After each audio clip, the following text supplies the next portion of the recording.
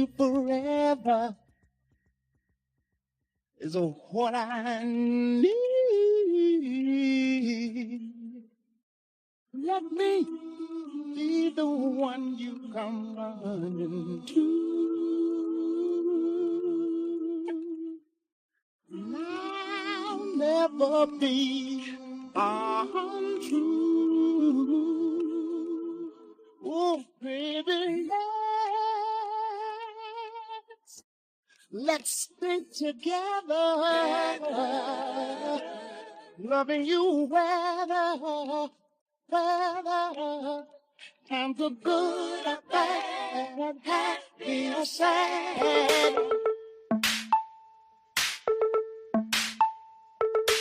Ooh, ooh, ooh, yeah. Yeah, the times are good or bad, happy or sad. Why somebody, why people break up? Oh, turn around and make up.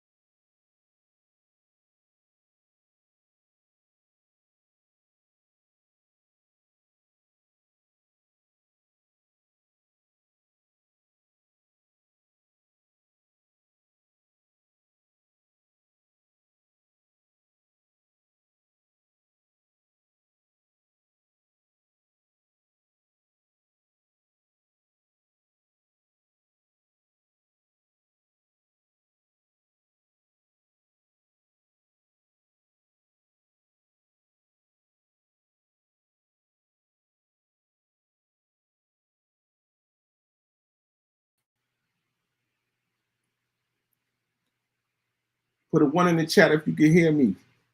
Microphone check. Can you hear me? Can I be heard?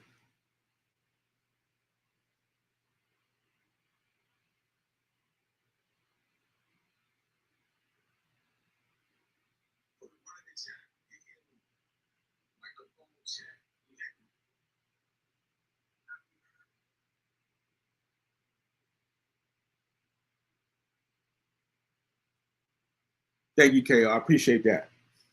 All right, y'all. So we're gonna get started. Sorry for the delay. Sorry for being late. I had to get myself a drink. Teacher was late. Shaka had to get a couple more curls in. Only one that was here on time was Tika. So it is what it is. So this is our first lecture, which is a good thing. One of our main models is to always put forth enlightening, detailed information. And today we are going to do such. So the title of this lecture is, let me see. I'm at a loss for words. One sec, y'all. One sec, one sec, one sec, one sec, one sec, one sec. Yeah, there we go. There we go. All right, y'all. So the title of this lecture is The Weight of the World, Unpacking Black. You think I would have remembered that since I'm kind of the one as a group who came up with it. Anyway, that's just me. So let's just talk about that word. Also, I'd like to pay homage to Black August, to all the freedom fighters who are still locked up here and abroad. If y'all don't know what Black August is, I implore you to go look it up. Celebrate resistance and rebellion, study, fasting. These are the attributes of Black August. All right? All right, y'all. So I'm not going to waste no time. What we're going to do, we're going to jump right in, right? We got some dynamic presentations. And one of the things that, just to start it off, that I wanted to do, because we had this idea of just kind of, just breaking things down and just kind of keeping it simple, right? So I'm going to start off with dealing with just linguistics and communications. And then we're going to pass it on and we're going to get down the road. All right, so let's just get started, right? Let's deal with communications, right? Communication is simply the successful sharing or the making concepts common.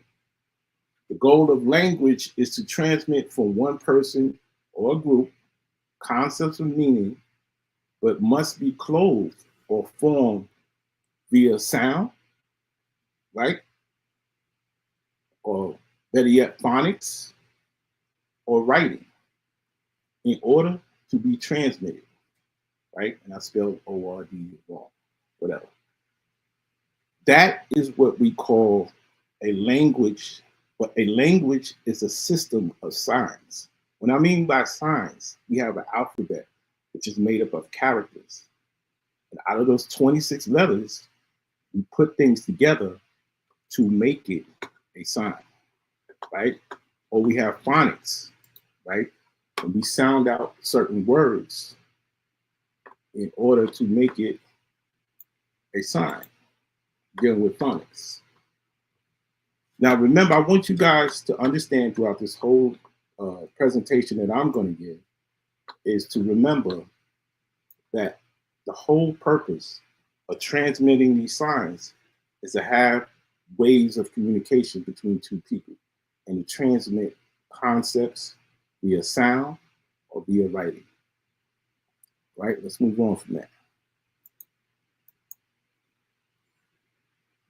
Let's talk about this. What is a sign? is a successful sharing, right, or making concepts common. The goal of language is to transmit from one person or a group concepts of meaning must be clothed in a form, sound writing, in order to be transmitted. So there are three components to a sign, right? You have form, which is called the signifier. Then you also have the signified, right? Or the concept, right? And then you have the link between the two. You need all three of these elements to transmit that concept via sound or via sound or via writing, right? And I think that's, yeah, I skipped the slide. No, I did. Okay. All right. Now let's go to the next slide. Now, what is considered successful communication? Successful communication, when you're dealing with person A, you have person B, as the diagram denotes. One encodes the meaning into form, one decodes or extracts that meaning. The transmission is what is going on between the two people. One transmits to person B, the other receives it from person A.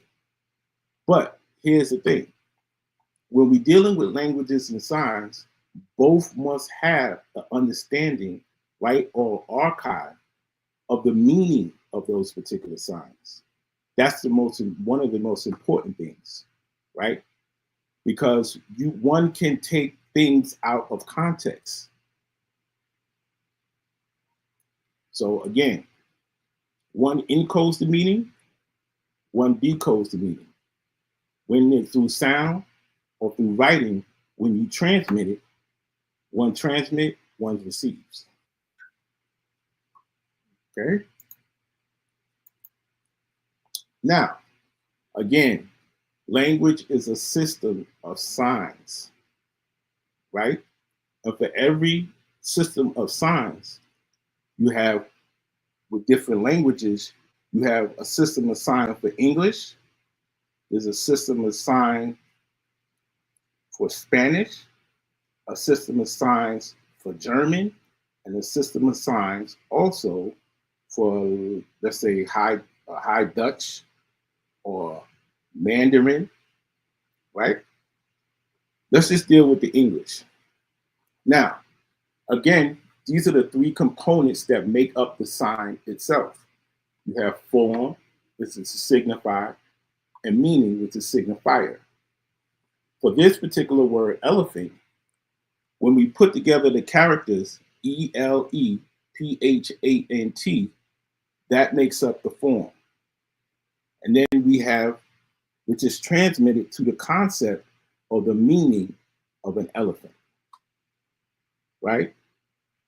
In Kiswahili, we have Indoro, which is different letters, right? Different forms, but still pointing to the same meaning for the same concept as elephant. Then you have leche, right? Which is also, I think it's a Indoro. I forget, guys. It's not Swahili. But it is, again, one form, same meaning.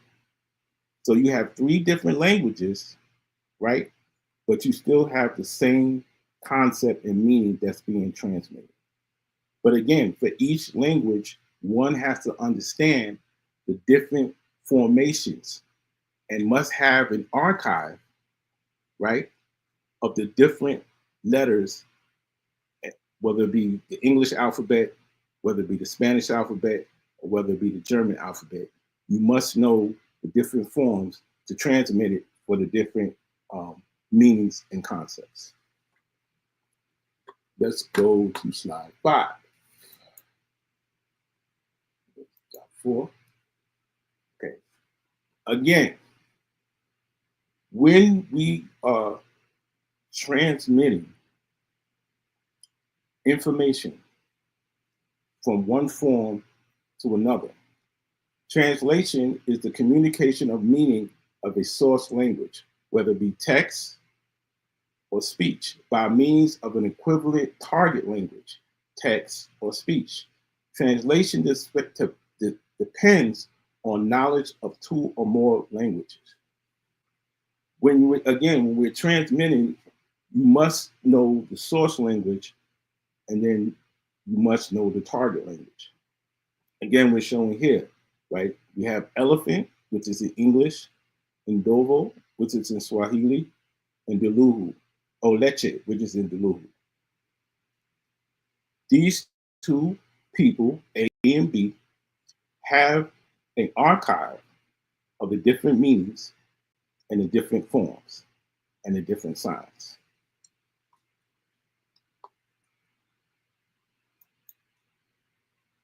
This, again, language is a system of signs. I'm going to keep saying that because it's important for you to understand those elements and how things change. Now, take it be that all that we've already learned, let's apply that to the word black, right? When we're talking about specifically a people or a generalization of a particular people in a particular region, at first, these people, which was one of the first people, was Ibn Battuta, who was an Arabic chronicler who went into the area of what we would consider now West and Central Africa, or below, not directly below, but somewhat below the Sahara. When he got to that region, he defined these people Bilad al-Sudan. That is the form of a collection of people in Arabic. Now, here's the translation. When the Spanish or the Portuguese get to this area, they've already know what these people are or heard of these people through trade or through transmission. But when they translate Bilal al Sudan, it's translated into Negroes. Same meaning, different form. Again, now when the English get to that part, they translate these group of people as in black or black land or Spanish, or sometimes, not sometimes, but most of the time also the English borrowed the loan word negro from the Spanish and introduced it into their forms, meaning a group of people, which is a generalization, right? Because these people did not call themselves such. Again, this is a generalization of a group of people who reside in a particular area, and they call them black. Again, language is a system of signs. Over here. Now, we're going to get into this deeper because my compatriots will get into this. When we're talking about language as a system of signs, prior to that word being introduced into a whole new meaning, these people in their particular lands had their own word for the description of black. Black is a color, and it also has a hexadecimal number, which is 0000006 zeros. For Arabic speakers, the description was aswad, which is the form, being translated to the meaning of black, black as in the color. For the Portuguese, it was negro. For the Spanish, it was negro. For the English, it is black. For the Dutch, it was swart. For the German, it was schwarz. I think that's how you say it. I'm not a linguist, so please.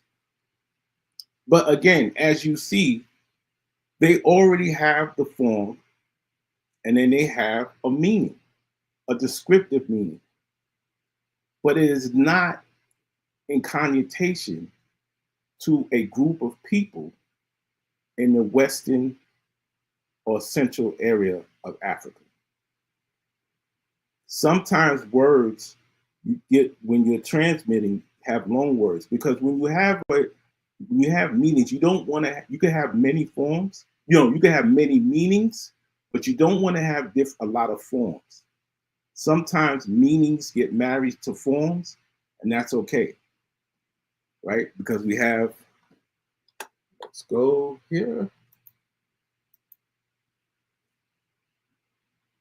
Homonyms, right? You have what's called homonyms, homophones, and homographs.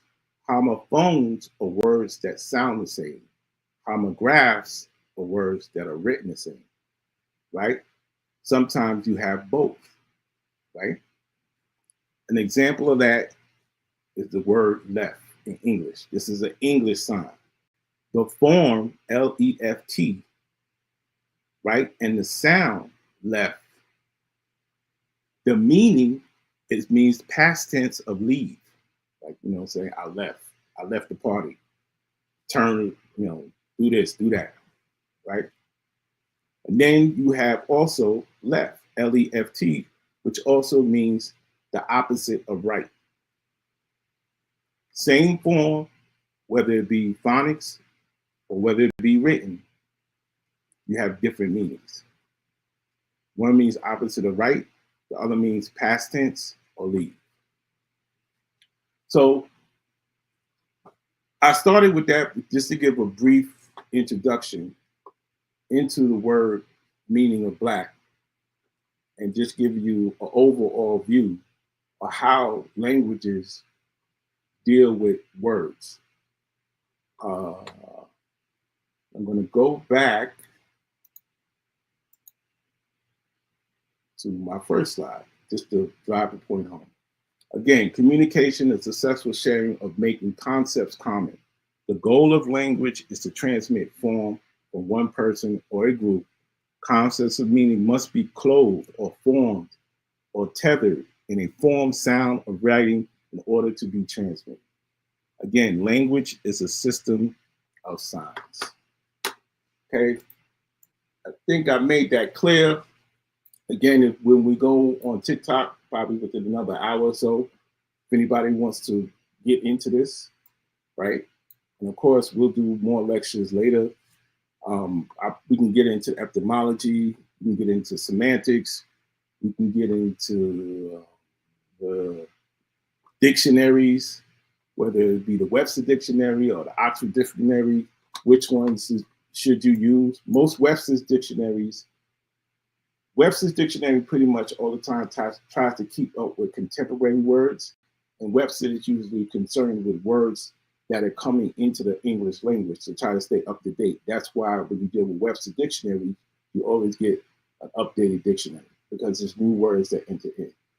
The Oxford Dictionary, right, is focused on the etymology or the longevity of a word, right? It's more concerned with the history of the word rather than trying to keep up with the contemporary meanings, right? Because the meanings of words, again, as we showed, is based upon the usage, not the historicity of the word.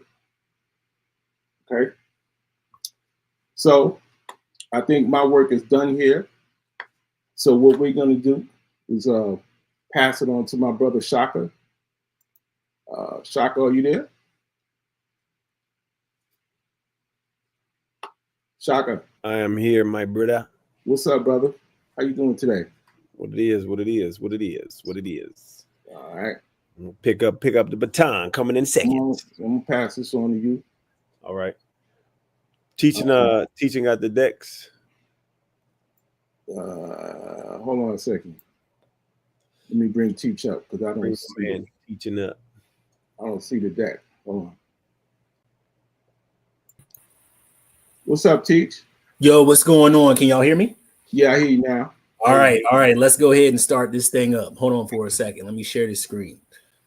You got Shaka's deck? Yep.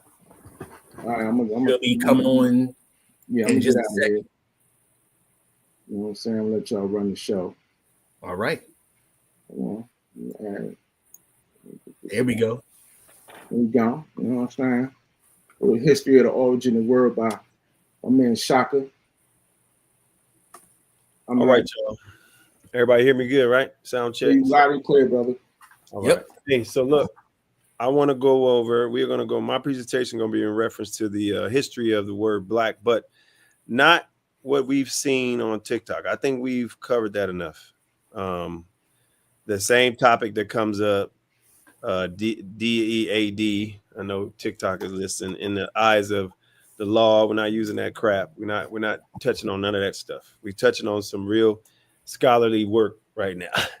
We're not going to touch on anything that we use in our TikTok spaces. What I want to do rather is to talk to you about different regions of the world and how the word black was impacted in those regions of the world, and how the people who were considered black, just touch on the impact that it had on them, the word black, and the time period it had on them. I'm going to display to you guys, use some primaries to display to you guys just how, or just convey to you, excuse me, not display. Well, we do have a deck. So convey to you how the word black was not first initially used as a racially dehumanize a group of people, or just racially classify a group of people based on race.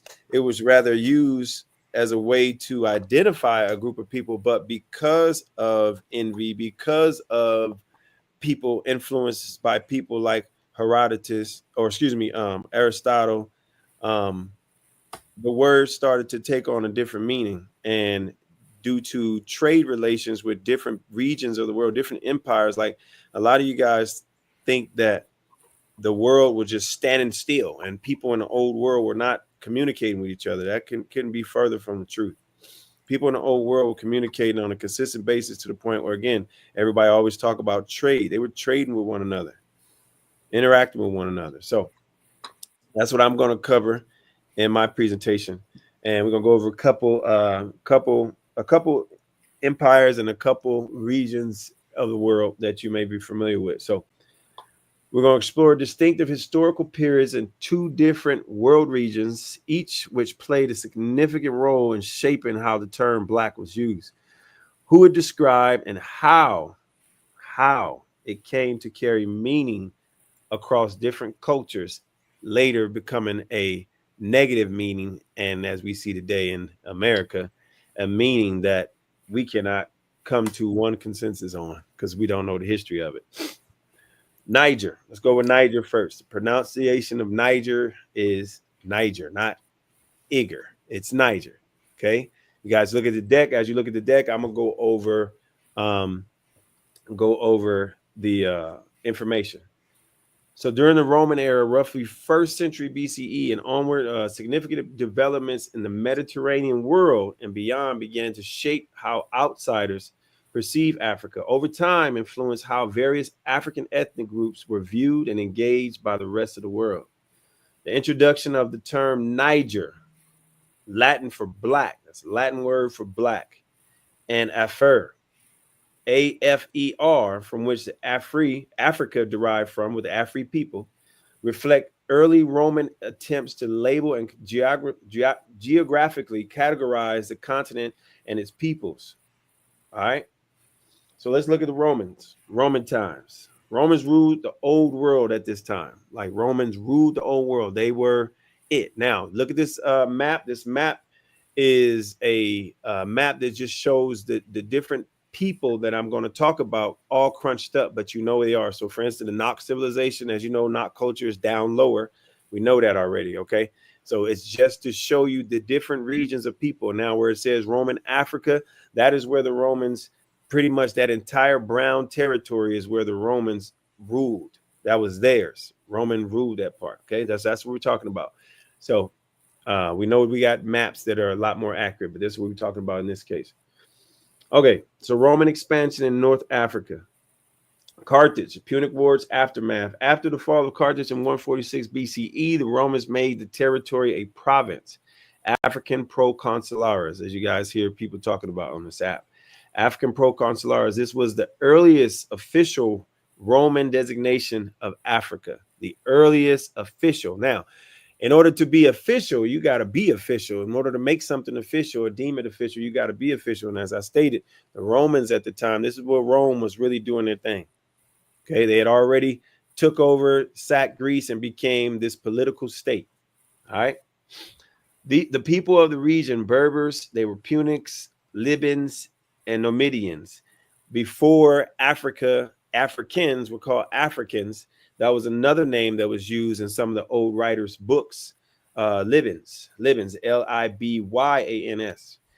But anyway, the people of this region were absorbed into the Roman world through military, economic, cultural, and assimilation. Now we know what assimilation is, but notice economic, military, and cultural. The Romans did their thing. The Romans created what we know today in the divided states of America, this so-called democracy. A lot of those things, the states and nations, they were being created around this time. All right, now the impact that this time period had on the word black and the rest of the world and how they saw who were considered black. Rome began defining Africa as the land south of the Mediterranean. You can look that up. The land south of the Mediterranean. The land south of the Mediterranean. This was especially present day Tunisia, as I talked about before, the Afri people. Of course, we know the Tunisians being the people, the indigenous people who coined the term or the name Africa in that region before it became widely accepted as a continent, the name of the continent. This narrowed the concept of Africa to Rome's provincial control. The word Afer, A-F-E-R, referred originally to the people and or near modern day Tunisia, like I said. Geographically, early geographic and racial classification. The term Niger was used by Latin speakers to describe dark skin color. Dark skin color. So they knew what they were talking about, man. They knew who they were talking about. Just like we always talk about this Columbus in this journal. He knew what he was talking about, bro. They knew what African people looked like. Okay. So that dark skin was a clear distinction in racial classification of using that word, often in contrast to lighter skinned Mediterranean people. Who you think the lighter skinned Mediterranean people were? That means that people clearly delineated between who was black African and non-black African. Okay. Classic writers such as Pliny the Elder, Herodotus, and this was earlier because he's known as the father of history, and Strabo described the people south of the Sahara, like when you saw on that map, south of Sahara or beyond Egypt as distinct skin color, culture, and or the environment. That environment part, that's land of the blacks, black soil. All right. We don't need to go to Kemet. Don't need to go to Sudan. Don't need to go to Al-Bulan. We hear that enough on TikTok. All right. So the impact that this had on the word black and the people that were called black. These early writings helps crystallize a European geographic and racial worldview that divided the world into latitude, climate, and again, skin tone, what they looked like, who was considered black. This was a precursor to the later racial hierarchies. Africa was viewed as exotic at first. Herodotus, Plato, creating the damn Atlanteans. Excuse me, I cursed. My bad. I get into that spirit. You good. But it was viewed as exotic, and if you read the writings of these European historians, you will see what I'm saying. They revered us. Like, who writes about going into a land and studying and re-upping on your African knowledge every 24 months? Yeah. Who writes like that? It's written down, y'all. Stop acting so crazy, man. It's written down. Anyway, harsh and home of others, often defined by climate determinizing. Okay, look at that map. Look at that area. South of Sahara, you got your West African. That's where the Nok civilization started, right after your Mauritania, then leading into the Benin Empire. But this area just shows you the area in which Rome ruled. And if you look at that map again, Tunisian people, Africa, the Afri people, the land of the Afri people, that was right there in that area. And then as the trading, which we're going to get into next, that's the reason why I picked this next part, the trading and the global networking, or at that time, the old world, not global, old world networking started to carry that throughout the continent of Africa, naming and coining the term Africa. All right. Let's get into the trans-Saharan trade and contact with sub-Saharan Africa in 7th century and how the word black started to become carried across that land.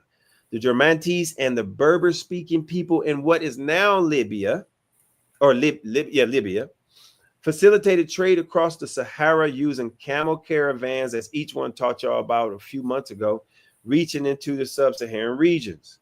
Early contact between North African and West African pre-Sahelian cultures like the Nok culture right there on that map, the Nok culture, were already being placed. The Nok civilization is credited for a lot of the older rock paintings and artifacts that show West African civilizations come into play following Mauritania. Now, the impact that moving into that region had, y'all should, hey, those of y'all that love history, I see some of the dogs up on TikTok. Those of you guys who love history, you know where we're about to go with this one. Those Roman never colonized sub-Saharan Africa trade routes and indirect contact began linking Mediterranean Africa with the interior. So what's about to happen? These connections planted the seeds for the later, what I'm about to say, Islamic and European infiltration and trafficking. But they also contributed to the growing, though limited, awareness of Black Africa. So that northern region, those people in the northern region, mainly around a bunch of Europeans, they're starting to make their way. Damn, hold on, we got some they some tall darkies down up in here. You know, that's how they talk out here. But you know what I mean? Like literally the Europeans started to move down into that region. Now we're starting to see what is known as this trans-Saharan slave trade. Literally. Just think about that. Visualize that map, that makeshift map I got on the screen. But think about that as they start to move down. We talking about Romans. They never colonized sub-Saharan Africa, but they had their ass down there poking around. Right? So the connection planted seeds and later Islamic European infiltration and trafficking. Like I said, a place to be exploited because of a specific, I got that highlighted, specific people. You get where I'm going now? A specific people. We're going to pick them. The Muslim conquest of Egypt in 639 through 642 CE, which opened direct Islamic control into North Africa. This conquest was a crucial foundation for what would become formalized as the trans-Saharan slave trade, and later began the transatlantic slave trade, as you know. The word black already had its meaning. All right, Greek and Roman intellectual influence. European colonizers like Aristotle. If you don't know who Aristotle is, you need to look that man up. Aristotle is the monster that started to close the Egyptian the temples of higher learning. And Hippocrates, whose works were still influential during the Roman period, tied geography to character and intellect, claiming hot climates produce sluggish people. This is when we're starting to lie now. Like, oh man, I can't let these people be better than us. We got to find something wrong because there's something wrong with us. It started to produce sluggish people or passionate people, as you would read in Herodotus' work, as he glazed over in Homer too. Sometimes in the Iliad and the Odyssey, they glazed over us, our people, our cousin, our brother and sister. I know some of y'all say, oh, that's North Africa. You talk about us. Look, man, you know what I mean. What people and what color of people do you think they were referring to? At this time, you now have Europeans. Europeans are now beginning to use their influence and power to shape how the old world's view, that region, old world's view of Africa became, the old world's views of African Black people. Roman interpreters of Africa often mirrored Greek stereotypes. This is when the stereotypes started to come to play when it came to our people. Ethiopians being noble but strange. You can read that in some of their works. Lucian even wrote that stuff down. And people farther south being primitive. They called us primitive. The impact that this had, its intellectual framework was similar to what we see today with science, racist science like Drapomania, similar to what we saw when James Marion Sims said that the black woman, because she was black and African, she was inferior and she can tolerate pain, so they operated on women with no anesthesia. The intellectual framework shaped early ethnographic and proto-racial theories where Africans were placed in a category of otherness that blended admiration, fear, and exoticism. That's some sad crap, bro. All right, let's go over to Asia now. While a lot of things were going on at one time when it affected us in certain regions that we're more familiar with, the areas that we don't touch on, people that you feel are out. Never mind, I'm not going to go there. Let's talk about Krishna and Kala, Kala. All right, these are Sanskrit words. So Krishna, if you don't know, means black, dark, or all attractive. Black, dark, or all attractive. Why they say that? That's on purpose. Black, dark, or all attractive. Okay. And Kala meaning black or time of DEATH, since we're streaming on TikTok too. In ancient Indian texts, this is around the time of 1000 BCE and 6th century. Okay, and this was during a formative era in global history. These terms and their meanings arose in cultural and religious framework that, while not focused on Africa per se, intersected with every global perception of what dark-skinned people look like, including specifically us, our ancestors from Africa and South India. All right.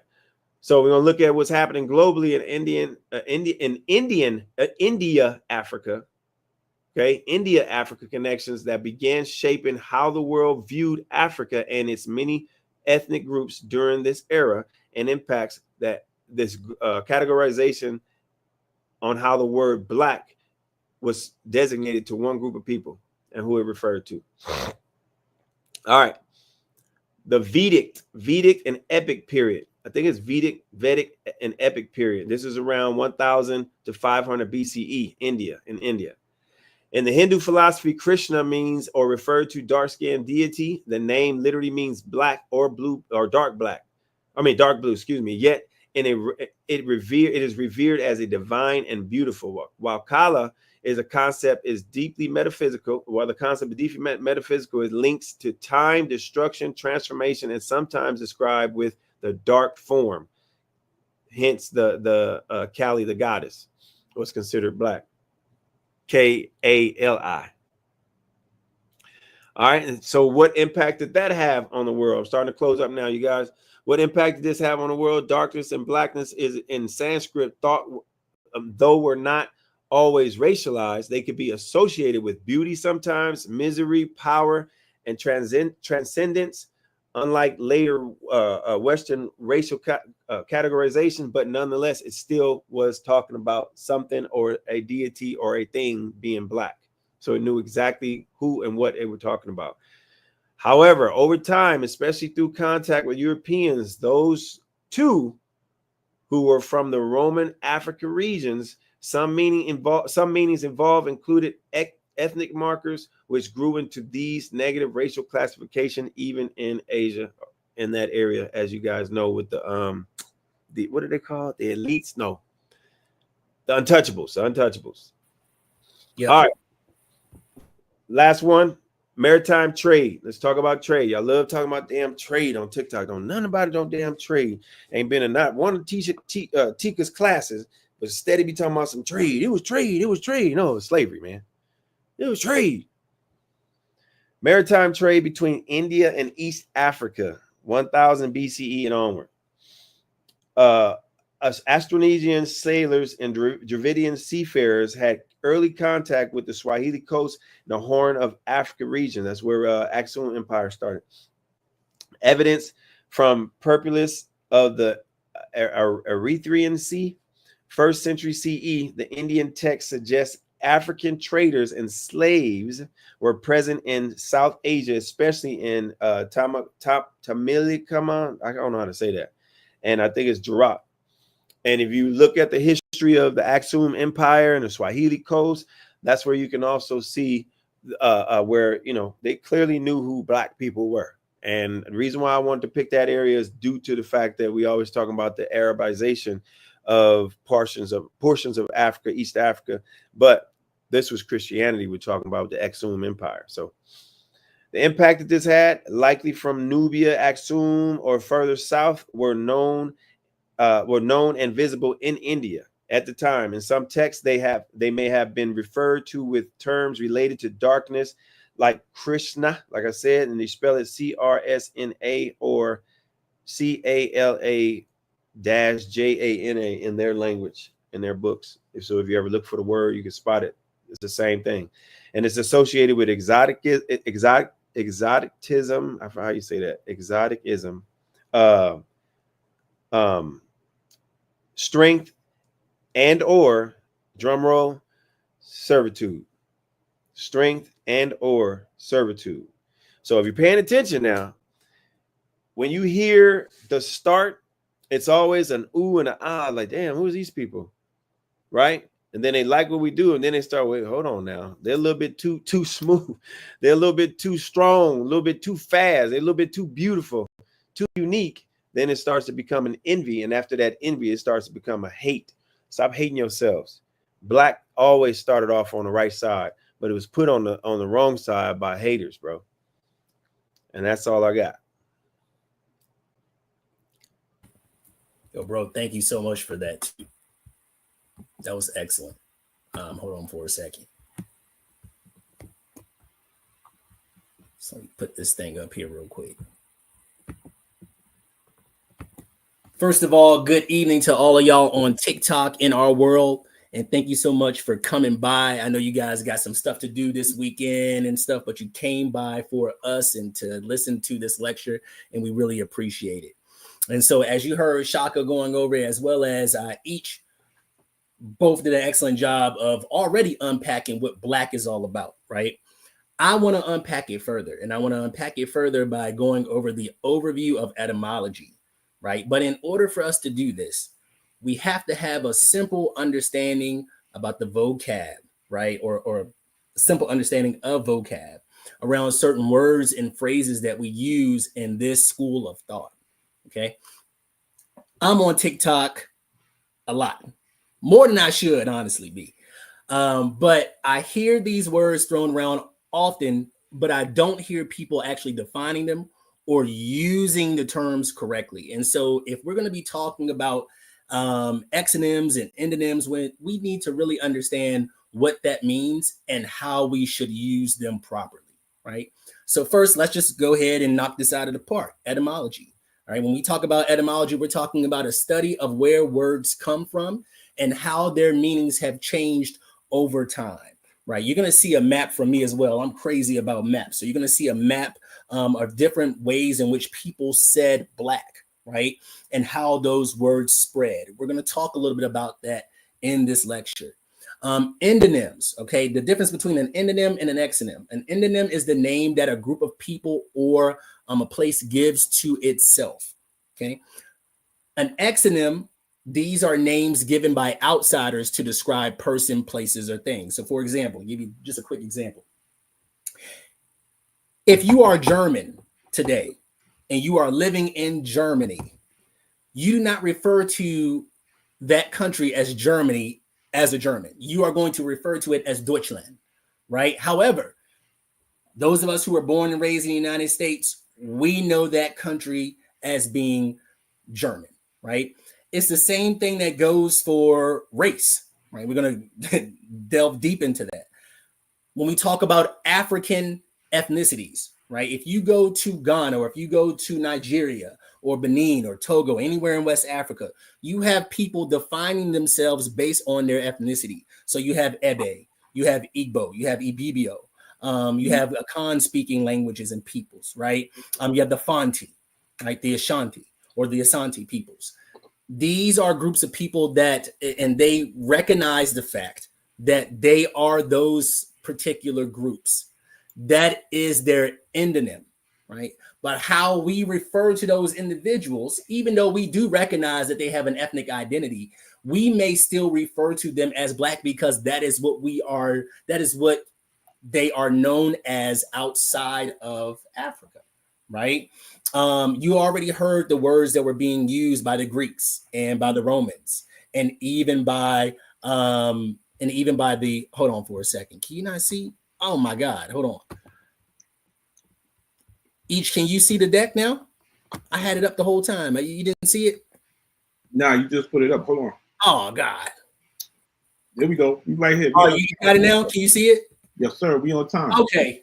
Man, I'll be getting so hot and heavy on the teaching and stuff that I be forgetting to put up the materials. I thought you was freestyling. I said, bro, you thought I was, nah, man. This ain't no pseudo over here. Look, anything I say, you look up. And for those of y'all who are on the TikTok back end, I apologize, man. I'm passionate, and so I forgot to put up the actual slides. I done showed all the Shaka stuff and then forgot my own. All right, so I had my homework is there. All right, this was the stuff that I was talking about, right, in terms of how we define people, how people define themselves.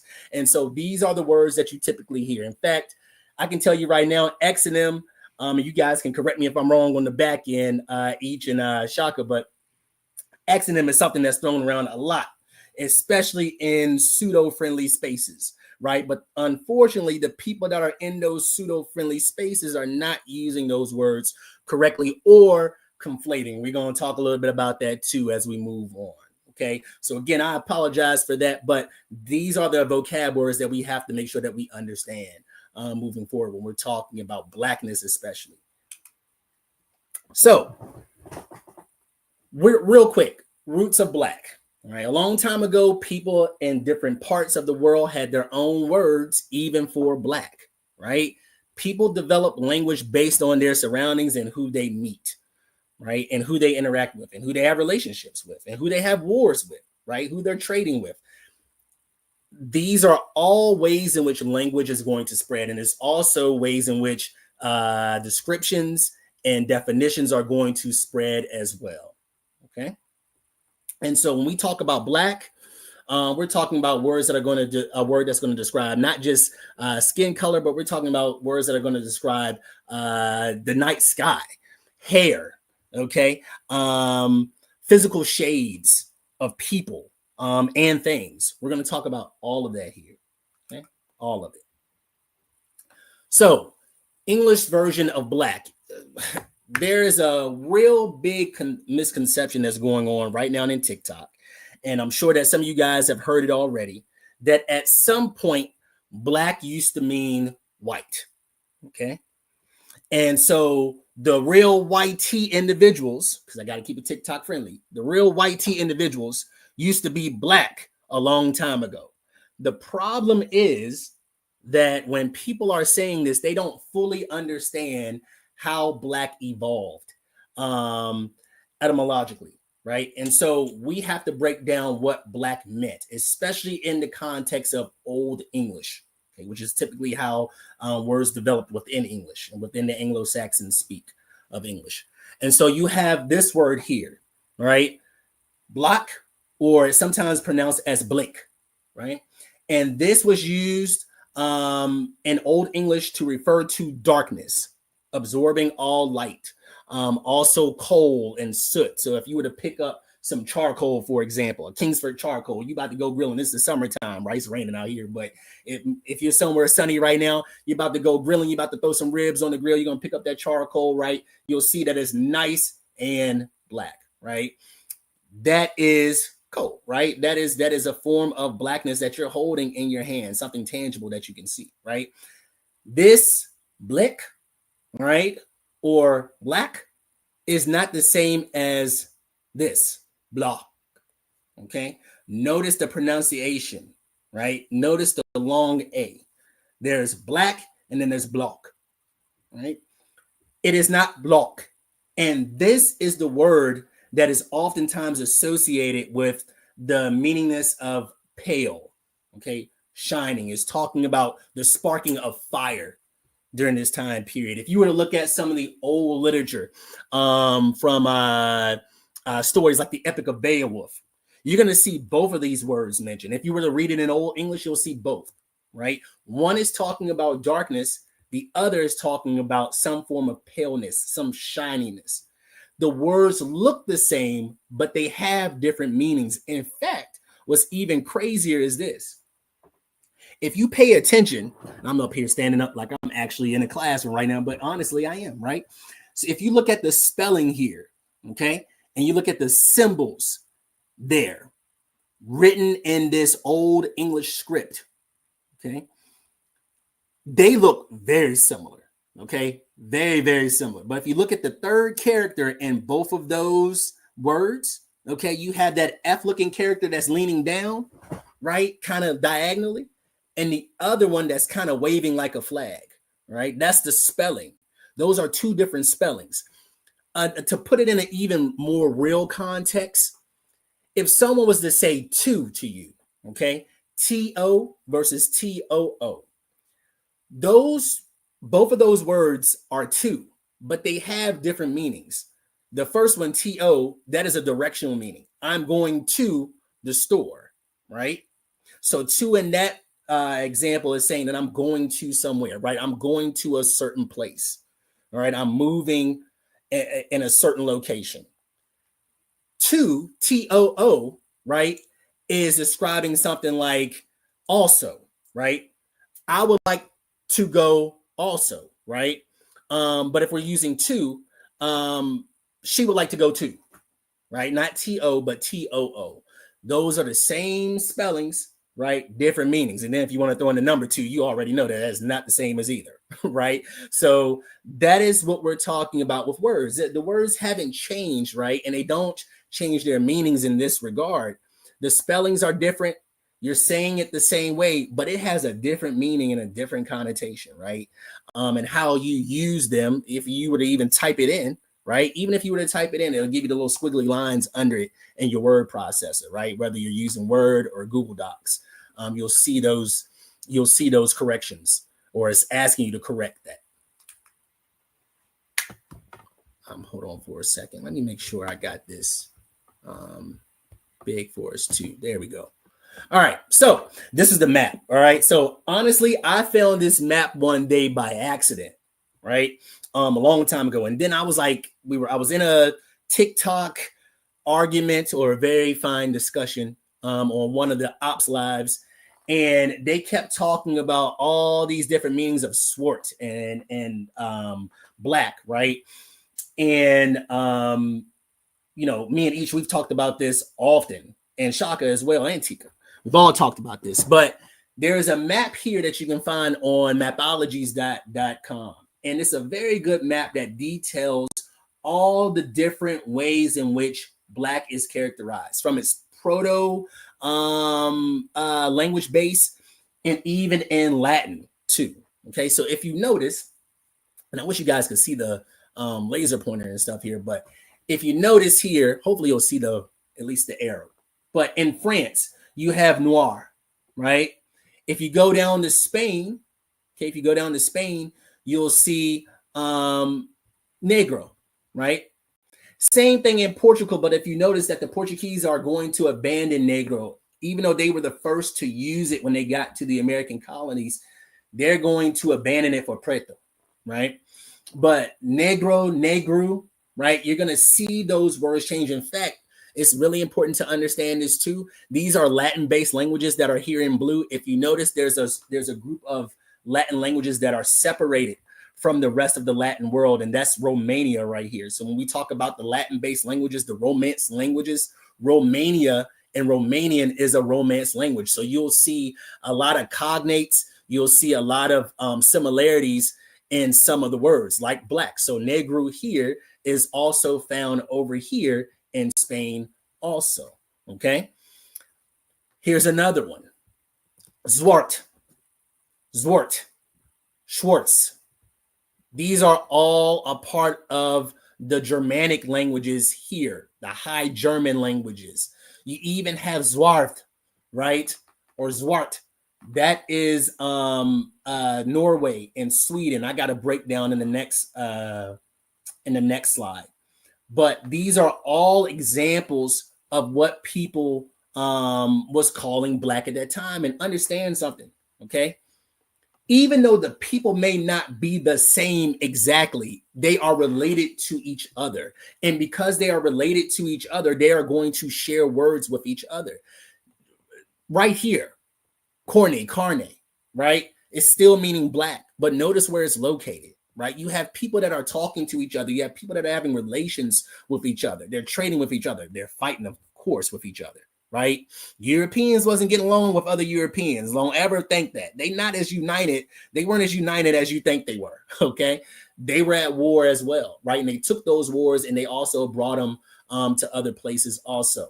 Down here, I don't know if you guys can see it in gray here, but this is the Arab language that Shaka was bringing up here. So a SWAT of how people in that area, like Iraq,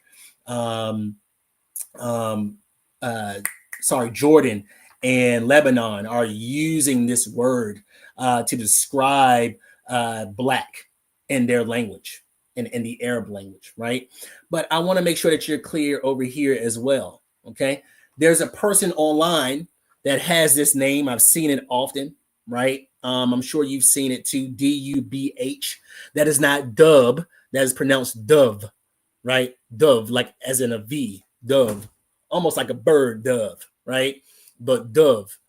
All of that is found in Northern Ireland, in Ireland itself, right? That is what you'll see. Dove, do, right? And then over here in England, right, which is while we're saying black today, you have that word, right? The word that I showed you guys of how it evolved. Okay.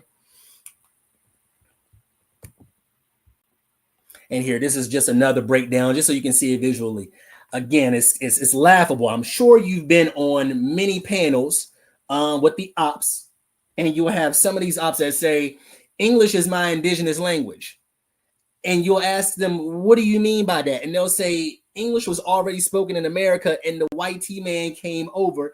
And what happened was our Indian ancestors, right, our black Indian ancestors taught them English. They came back, named their country England, came back colonizers. What the hell? Come on, man. Let's use our minds for a second, okay? That don't even make a lick of sense, right? So you want to colonize an area after you've come back and named it after the language that you were going to come back to colonize? Like, come on, we got to put two and two together, right? Got to use our common sense here. And so you'll see these words often. They're all related to in some way, related to each other in some way, but it's very important to get the context. And I'm going to show you some contextual historical information here as well. Okay.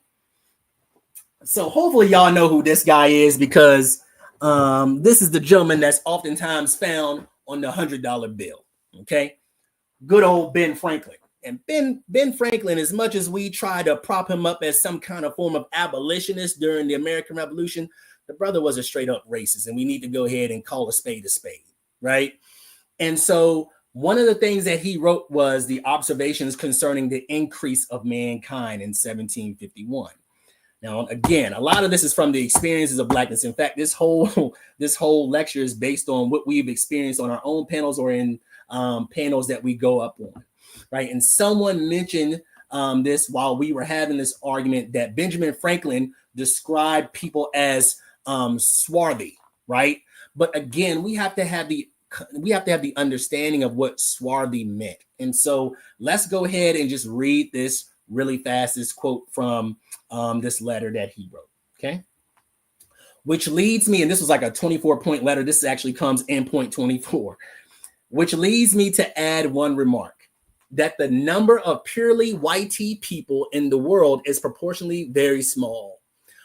All Africa is black or tawny, okay? So he's already describing Africans as black people, not Indians, okay? Asia, chiefly tawny. America, exclusive of the newcomers, wholly so, right? America in terms of the Native Americans, right? You'll understand this as we go further. And in Europe, the Spaniards, Italians, French, Russians, and Swedes are generally of what we call a swarthy complexion, as are the Germans also. The Saxons, okay, the Saxons only accepted, as in the Anglo-Saxons, the people who are the foundation of England. This guy that you see right over to the left of you, okay, who he descends from, who with the English make the principal body of whitey people on the face of the earth. I could wish their numbers were increased. So let's put this in the context of today, right? What we're seeing in America right now, right? In terms of the great replacement theory that's been going on, right? During the current administration, right? Inviting South Africans, white tea South Africans, the Afrikaners, to the country, right? This is not a lecture about them, but I just want us to keep this in mind because all this stuff is cyclical and it's also linear, right? We have to pay attention to that, right? So when you see this here, when we talk about swarthy, we have to understand something. White tea people during this time period, okay, even outed other white tea individuals. Just because you had white tea skin didn't necessarily mean that you had a past during that time period. The people who had the major past were white tea Anglo-Saxon Protestants, right? Anybody else that did not fit that bubble were not them. They were not a part of the elite class, and they were not considered to be a privileged group of people, right? So this is why when people say, oh, white tea individuals were enslaved, no. They were indentured servitude. They recognized their white teeness, but not enough for privilege. And you can't talk about blackness without talking about white teeness. It's literally the opposite, right? And how our country and how our world is ran based on this color coding system that was established by colonizing individuals.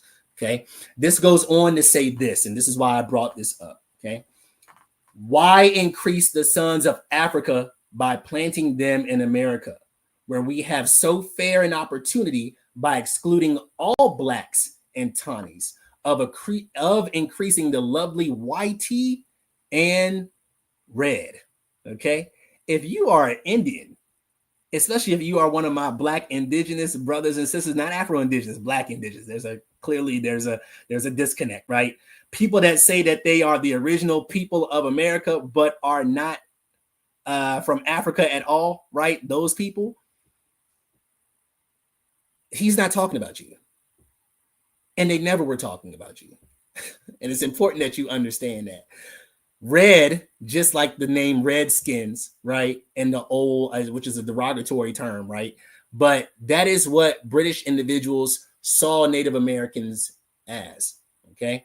And it's important to keep that in mind as we're moving forward through this, right? But here's the thing. We have a historical meaning behind it, right? Like what people were saying. We have, of course, the etymology, right? But then I've heard people talking about, well, black is not a color, it's a shade, right? Okay, well, now you're veering into the world of science, right? And this is the scientific meaning of blackness that we have to listen to and explore, right?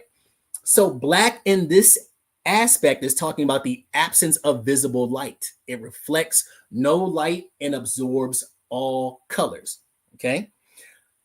So objects appear black when they absorb all wavelengths of light and reflect none. So right now I'm looking at a pair of shoes from Under Armour that I be wearing. It's the gym shoes, it's the walking shoes. They are black as night, okay?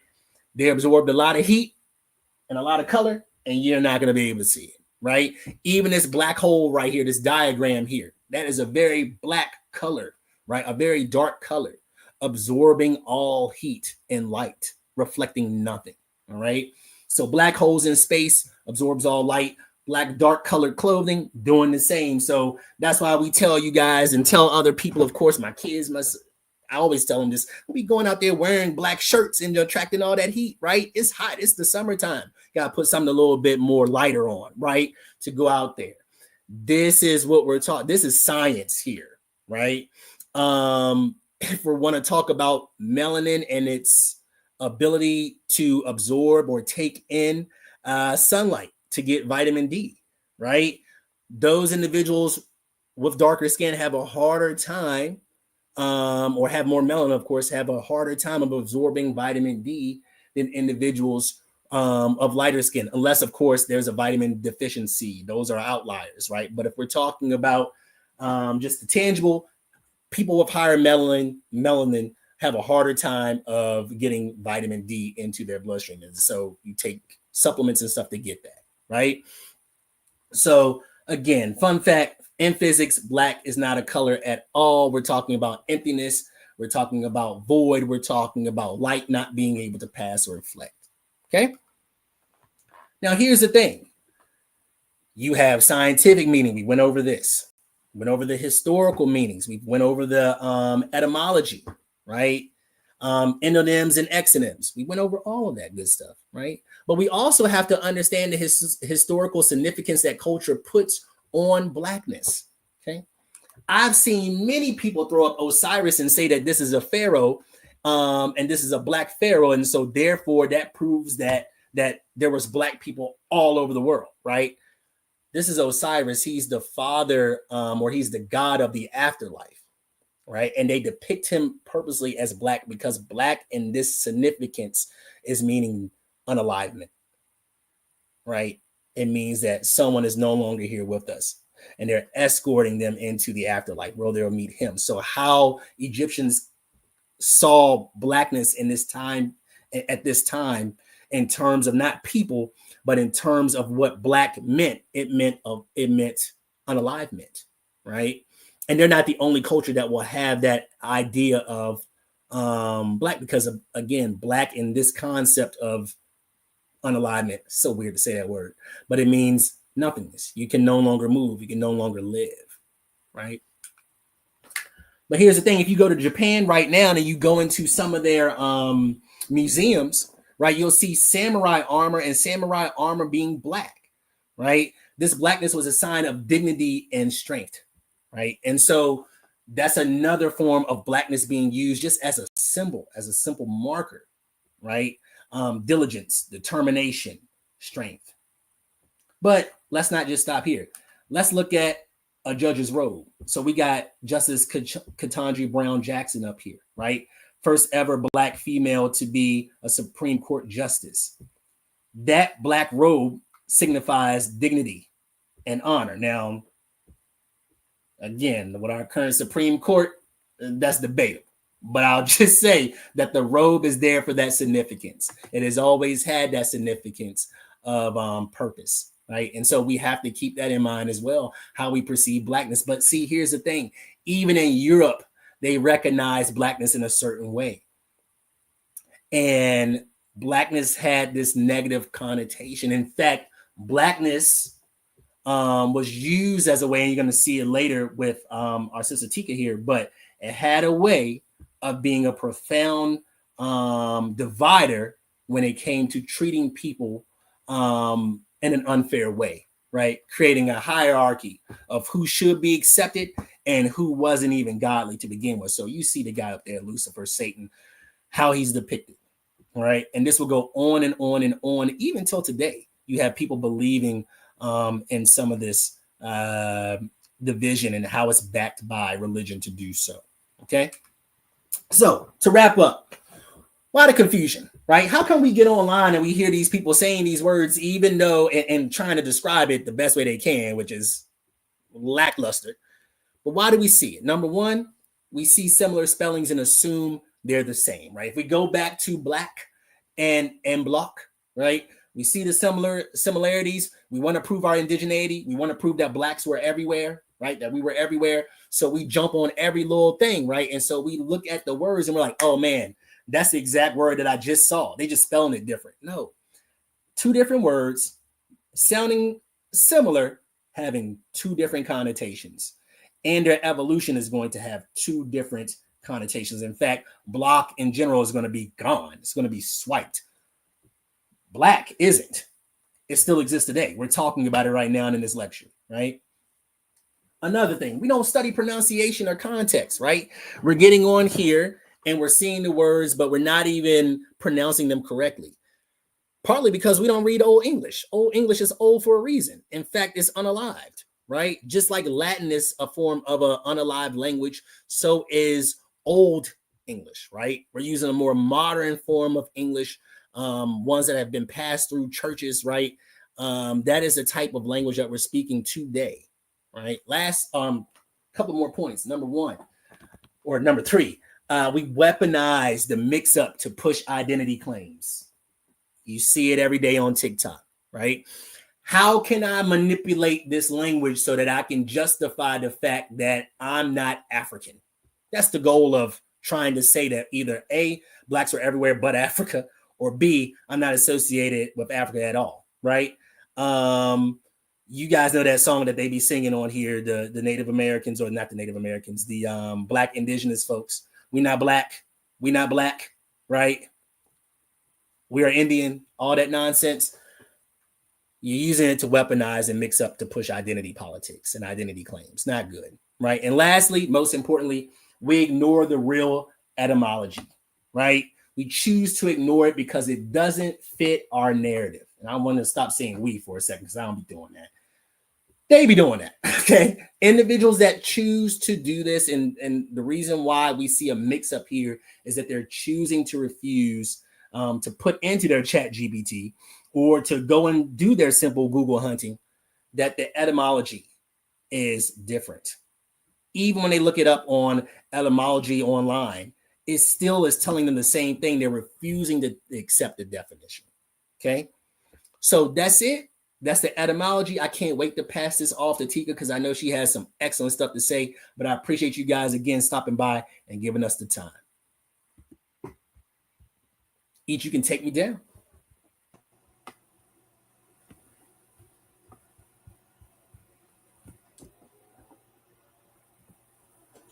I'm on. Yep. Hey, everybody. Oh, Great job. Shout out to everybody that's out there in TikTok land. I'm going to go ahead now with my presentation. And each one, can you guys see it? I'm about to bring it up. Okay. Hey, Teach, appreciate you, man. Oh, nah, for sure, man. I appreciate you. Shaka did great. Learn something every day, man. That map, you just killed it with the map, bro. I appreciate it, man. That's an excellent map, man. And that's Yeah, the thing. Is like, we got to utilize these sources. They're out there. Let's utilize them and study them correctly. Yeah, and the tools that we have now, we just gives us better insight into what we already have. Right? Absolutely. And it's really, the user, not the tool itself. Exactly. We put in there what we want to get out. That's essentially what's happening, right? Yeah, what they used to say, garbage in, garbage out. Exactly. Right. Exactly, brother. Yeah. All right, Tika, ready to go? Ready to go. All right. Okay. Now, I just want to go ahead and state to you all that, this presentation, basically, we've gone over several things. We've gone over the history of the word, how it became associated geographically with various different groups of people on the continent of Africa. We've also explored the etymology of the word and how it evolved in the lexicon of various European nations and globally as well. Now, during my portion of this, and I want to thank Shaka and Teachin for going over those specific points. And during my my presentation, I just want to go over explaining and understanding the word Black in and of itself and the emergence of Black as a racial identifier and how it has negatively, the connotations of the word Black in and of itself was used as a tool in order to further the denigration and the enslavement of a people, for profit. So I hope that this presentation brings this into, full view. I think that what we're seeing on the app is the aftermath of this history, and this history is not very well known. I'm glad to I'm glad that each one came up with this because we're hearing so many things about Black is a misnomer, Black is this, Black is that, but I remember a particular, um, and I think I'll play it for you guys in the end. Um, is what really black is, right? So let's I hope you guys can see it clearly. Okay. Now this right here is when people talk about when people talk about missing the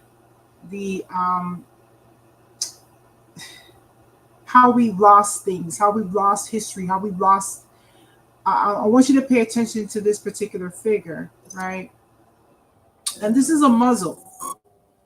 And sometimes a lot of these contraptions were used in order to keep enslaved people in line. So typically, you would have your tongue inside a device in here where you weren't able to speak. And this was done as a way and as a form to keep people from communicating with one another, speaking their language, and or it was simply just a means in which to punish an enslaved person, right? So my presentation is going to go into this. I'll be presenting to you how the word black became racialized and negatively associated with inferiority through the implementation of a racial hierarchy. That was, this was birthed from philosophical and theological thought, which in turn was used to create laws that malign the people who are identified as black. So I want you to understand that who we are as a people is who we are as a people. We are human beings. However, the way in which that word has been associated historically, it was done in order to further the agenda of other groups of people. So all of the negativity, all of those things that come along with being black, those are things that are imposed by the oppressor. And so let me go ahead and explain this particular portion, and I plan to move up in a few minutes, right? In a few seconds, actually. So this was used in order to structure societies and justify the transatlantic slave trade and the usage of black people as property and as chattel. Okay.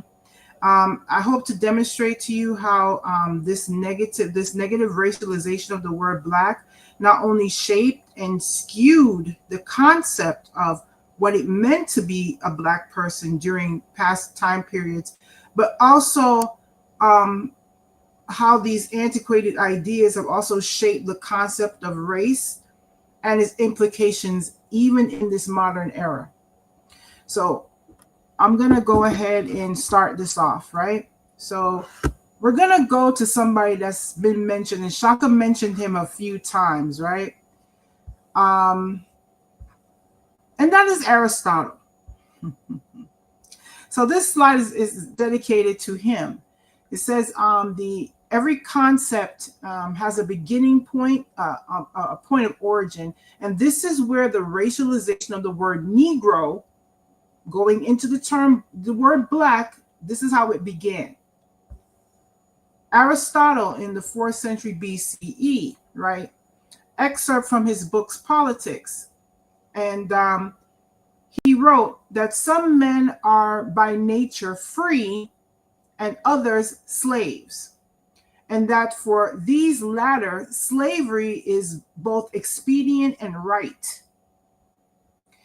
And what Aristotle argued was that slavery could be natural and just if the enslaved were incapable of self-rule. Now, this concept of natural slavery would later influence Christian theologians, particularly in justifying the enslavement of barbarous or non-Christian people. I want y'all to keep that in mind, right? Remember, who is Aristotle? Who ran the world at that particular time? The Romans. And so what happens to the oppressed is that they utilize the the culture of the oppressor. So when we talk about even Anglo-Saxons to this day, they are still under the yoke of Roman rule. They do everything the Romans do, including our nation.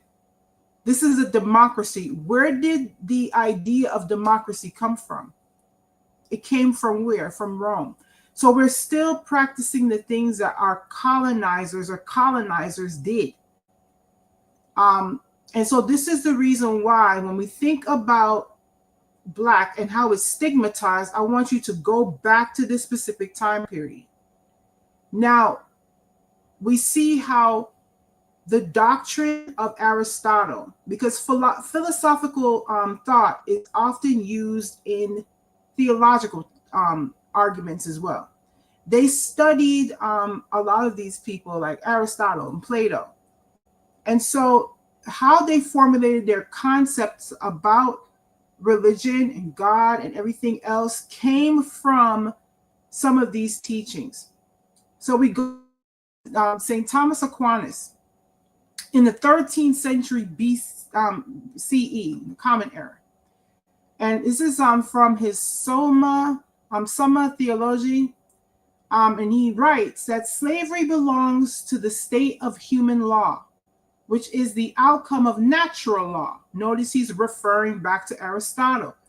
And it is subject to that. Hence, it is not contrary to natural law, but in addition to it, devised for the benefit of human life.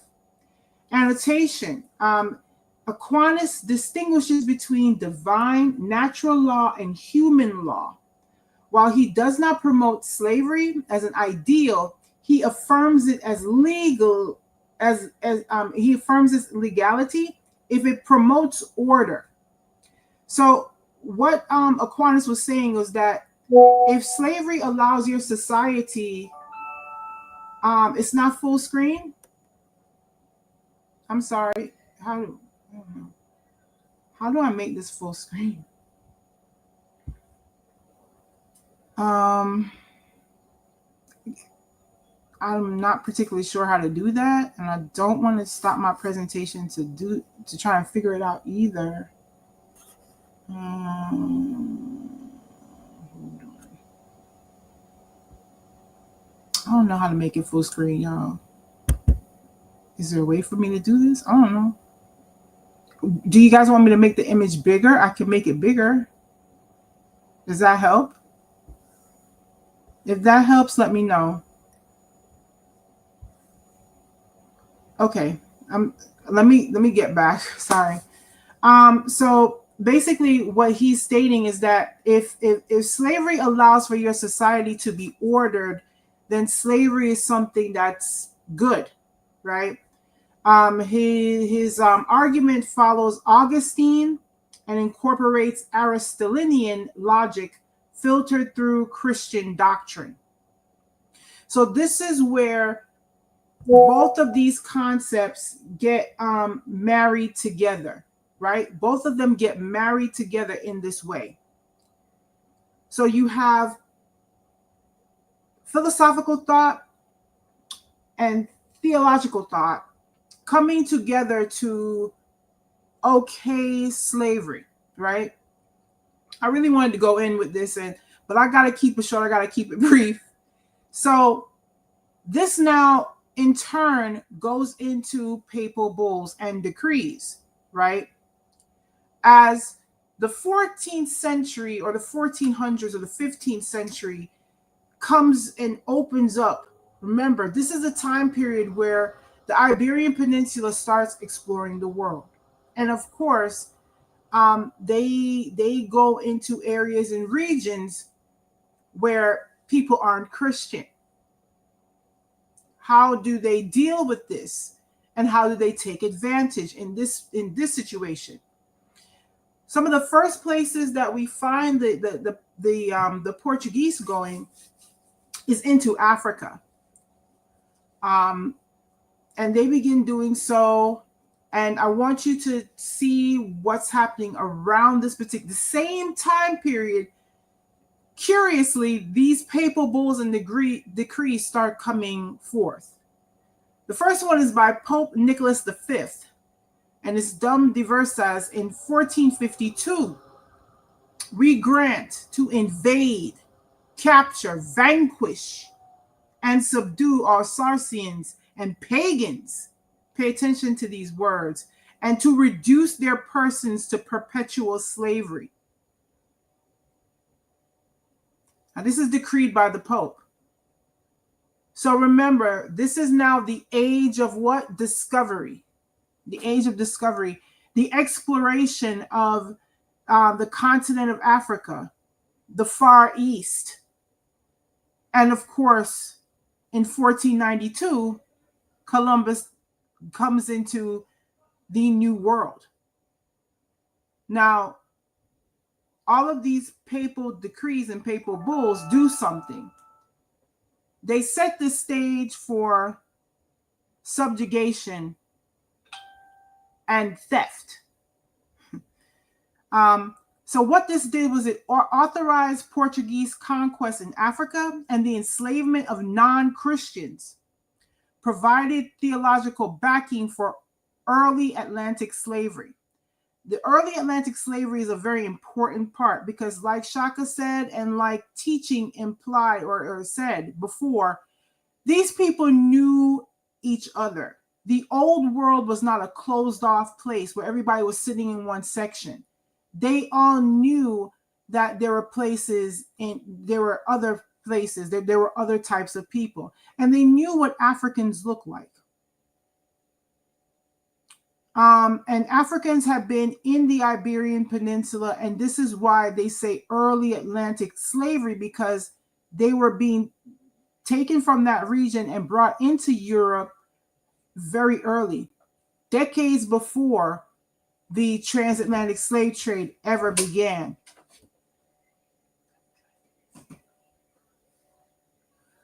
So Pope Nicholas V issues the Romnus Pontificus in 1455, which expanded on Dum Diversas.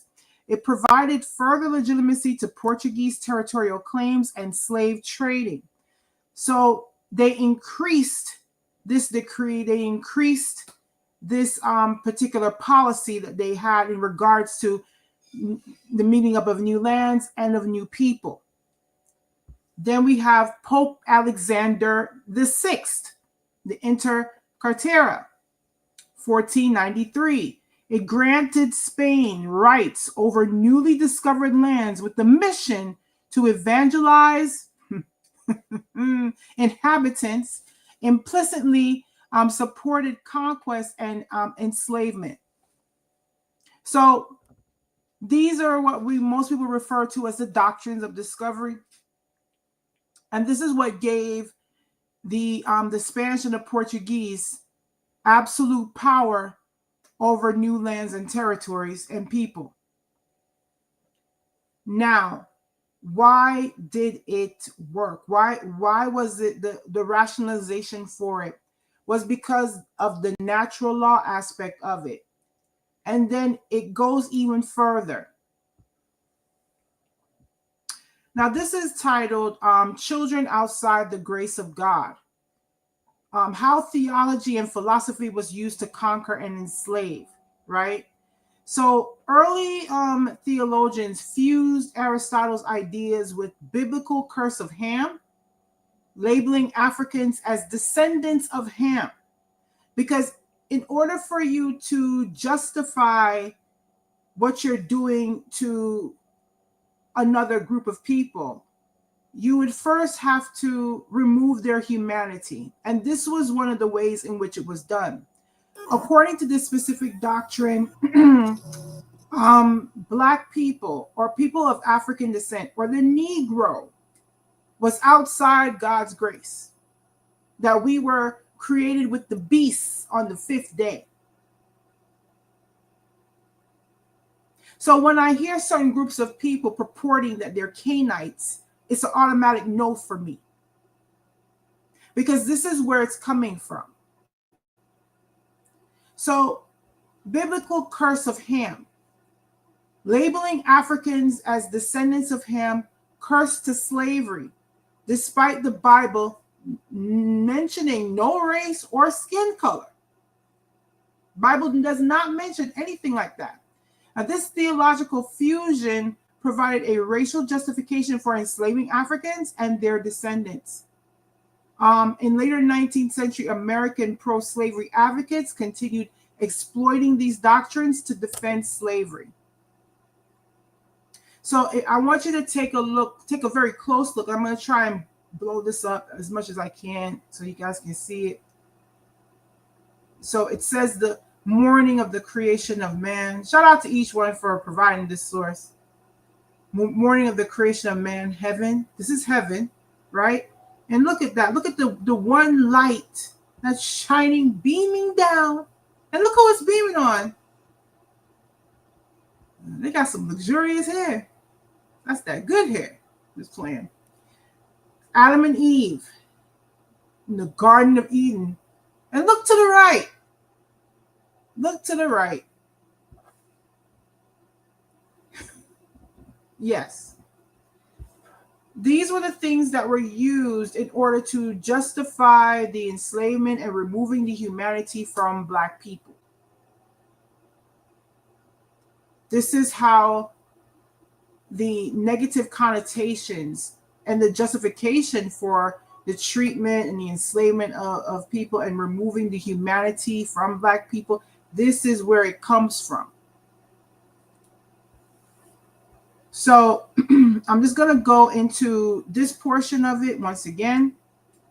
Okay. And so naturally the slave trade is something that is now going to be used in order to increase the wealth of various different empires. You now have a solid justification from, theologians that say, well, these people aren't really people, you can go ahead.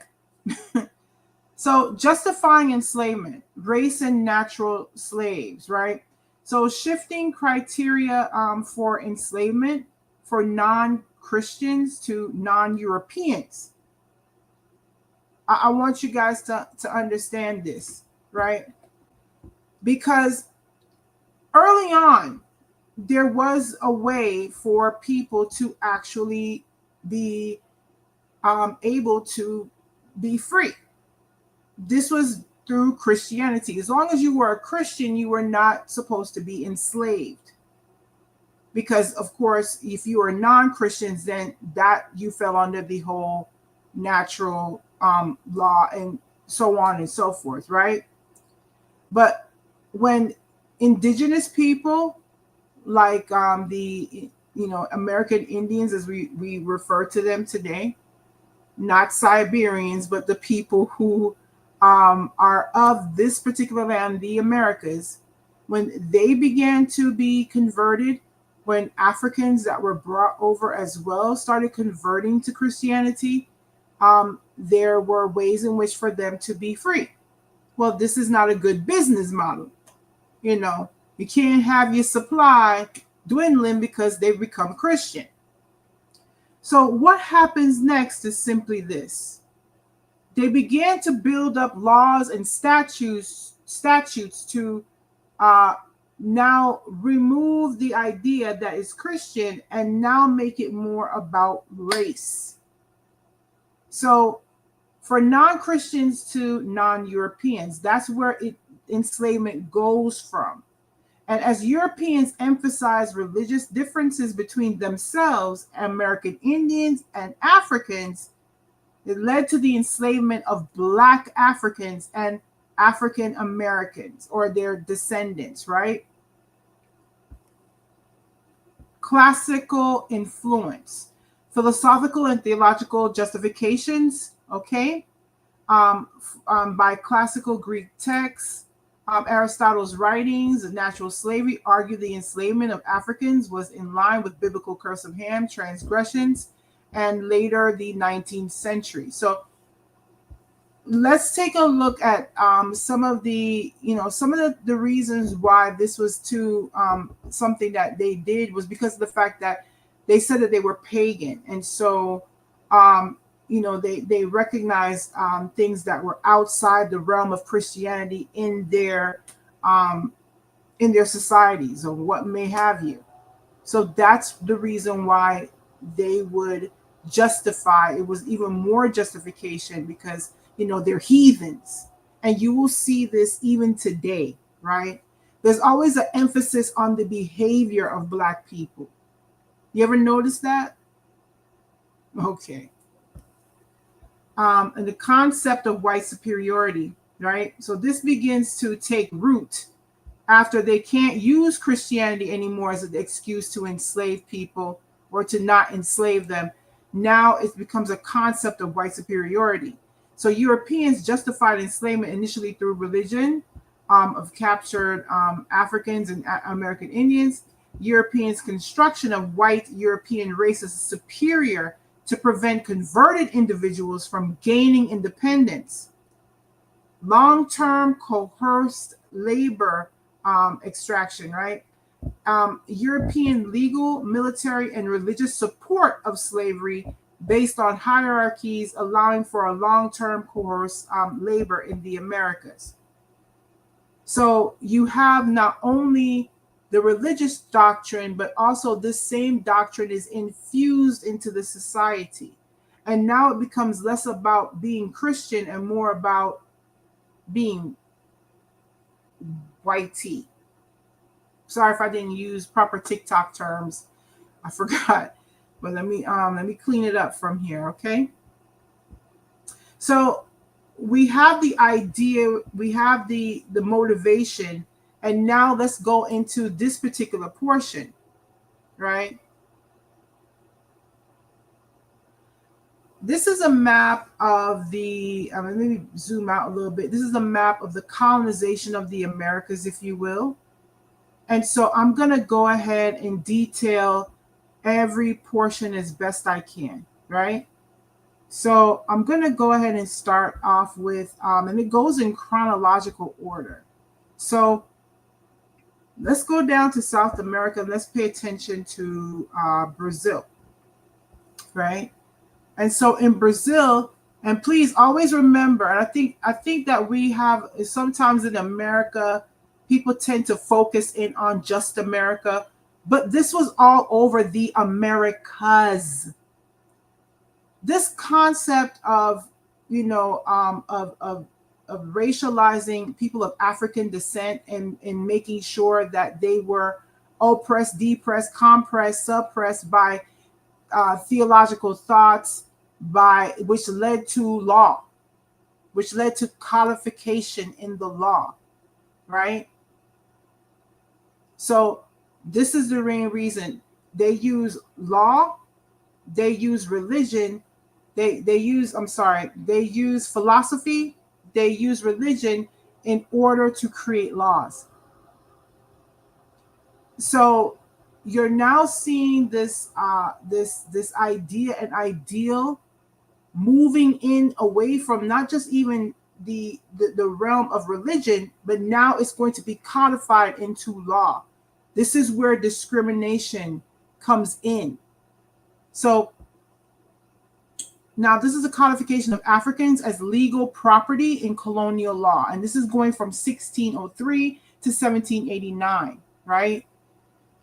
So with Portugal, right here, it starts in 1603. Africans are legally defined as property with no rights. Colonial law permitted masters to inflict corporal punishment or even unaliving without legal consequence. That's in Portugal in 1603. In the Netherlands, the Dutch West Indies, right? Which is, let me try and see here. Yeah, Dutch is, there's a little outline right here. That little outline right above where you see the orange into the green, and some parts of the Caribbean, and also they were a part of New York, but that's an earlier chapter. But in 1644, the Netherlands, or the Dutch West India Company, the WIC, they had a slave code. And enslaved Africans and their descendants were treated as hereditary property. baptism and conversion to Christianity did not change their enslaved status. So it did before, but now they've codified it into law so that it wouldn't.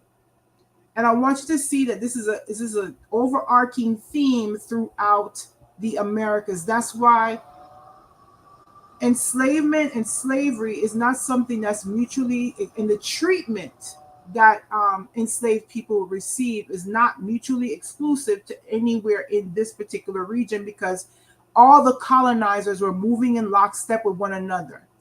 So let's go to Big McNasty, or I like to refer to as the English, because they really did it. 1661, pay attention to everything that's in red, right? 1661, England starts it off for the Americas in Barbados. In Barbados, because remember, the English, you see all these spots over here in the ocean. Well, some of those are with the British, right? Yes. Depending on the time period. So this time period is prior to certain times, so you might see some of this changes as well later on. But for now, in 1661, England,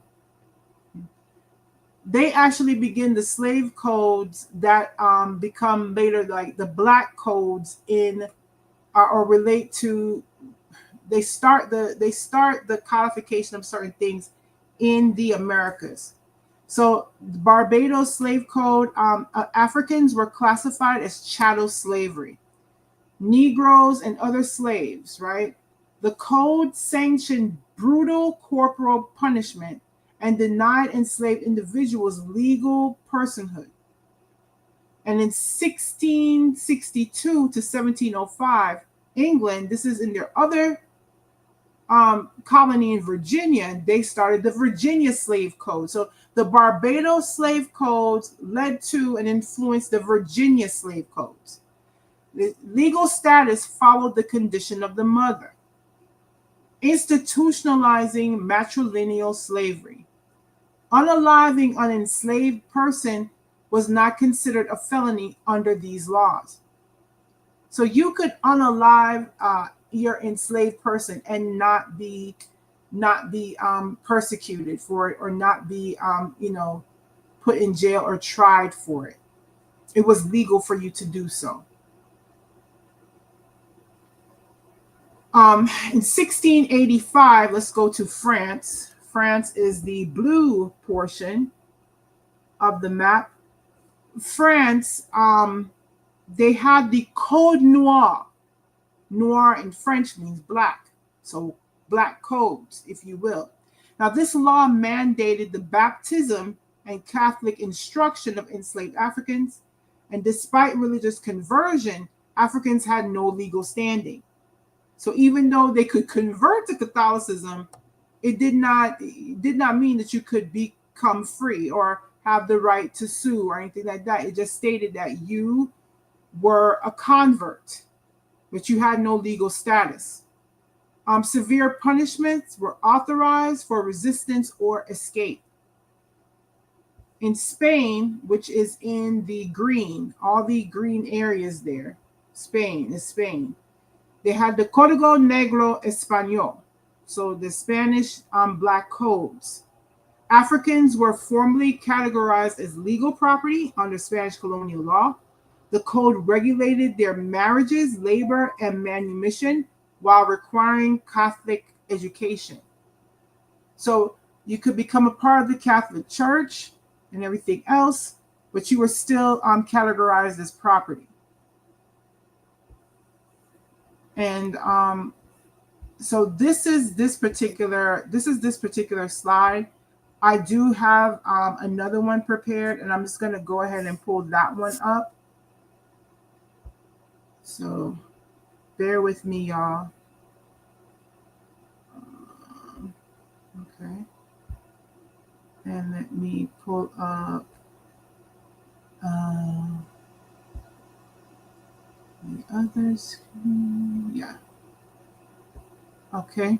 All right. So now this is this is what happens. This is a time sensitive one too, but I just wanted to share with you guys, and I thought this would be, a cool way to show it to you.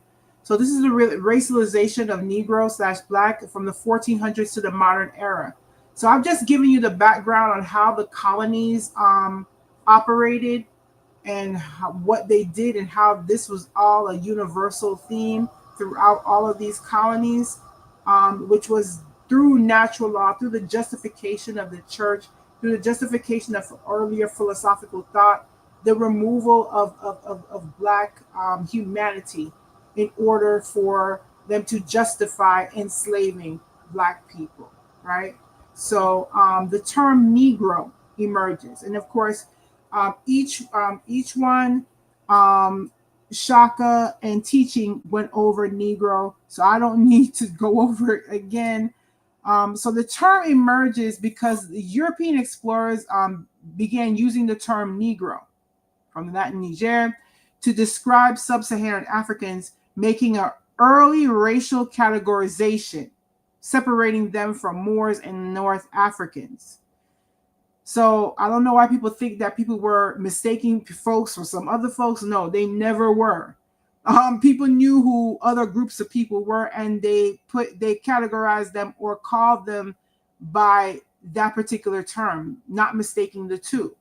The term Negro began as a descriptor used by Portuguese and Spanish traders to classify enslaved Africans based on skin color, right? Right. So they knew that Negroes were what? The dark-skinned sub-Saharan Africans, West Africans. Okay. Now we're going into now into the Americas. Just remember that map that we showed before. 1492 to 1526, the enslavement of Africans in the New World, done by the Spanish and the Portuguese. The first recorded Africans that were brought to the Americas were by the Spanish and the Portuguese, because they were the first European colonizers out the gate. Now, one of the most important things to remember is the incident at San Miguel de Guadalupe in 1526 in South Carolina. And this is the first known African rebellion in the Americas, according to this particular site. There was one in Haiti in 1521 or 1513. I have to check. But yeah, that was in Hispaniola. But this one is important to note because this is on the American mainland. So 1526, right? Right. And this is a very, good depiction of a Portuguese, enslaver, and them bringing people onto the ship, of course, on the western coast of Africa. Now we're going to go into 1619, where the first Africans in English North America come in. We have about 20 captive Africans arrived at Port Comfort in Virginia in 1619, marking the first recorded African presence in English America. Very important for you to note that it's English North America, representing the English colonies, because America at that time was a land of many different colonies. Their ambiguous status began a shift towards lifelong slavery, racial slavery to be exact, right? And this is where it all began. So let's start thinking about, so people want to wonder, how did this happen? It was gradual. It was step by step, and they used the law to change the freedom of the people, right? So John Punch, an African man who was sentenced to lifetime servitude after escaping from two European indentured servants. So he escaped with two other people, right? However, he was made to serve his master for the time of his natural life hereafter or elsewhere. So he got a life sentence to be enslaved to his master. The other two did not. And this created one of the earliest racial distinctions in colonial law. That's 1640, the John Punch case. Then we go to 1651, like we discussed before, the Barbados Slave Code. And basically, this was the linchpin, if you will, for all the other slave codes that arise out of this when it came to the British. This was the template, if you will. So it was a law that was passed by the Parliament of Barbados to provide a legal basis for slavery in the English colony of Barbados, and ostensibly to standardize procedures for managing the island's increasing slave population. Because you always have to remember that they're always trying to do what? Ensure their safety. Because of the fact that during this particular time, it says here that the enslaved population tripled since 1640, and it was only 1661. So in 21 years, their population tripled. And so this became a way in which to control the masses of enslaved people that were outnumbering Europeans on the island. It is the first comprehensive slave act, and the code's preamble, which stated that the law's purpose was to protect them, quote unquote, slaves, as we do men's other goods and chattels. So this is the concept of chattel slavery begins right here. 1661 Barbados. Then we go to another case where African landowner Anthony Johnson successfully argued in court that John Kasor was his slave for life, setting a precedent for racialized lifetime servitude under civil law. Okay. Then we go into the 1662 Virginia slave law, which is the matrilineal slavery. And this is why when we say that science and history meet,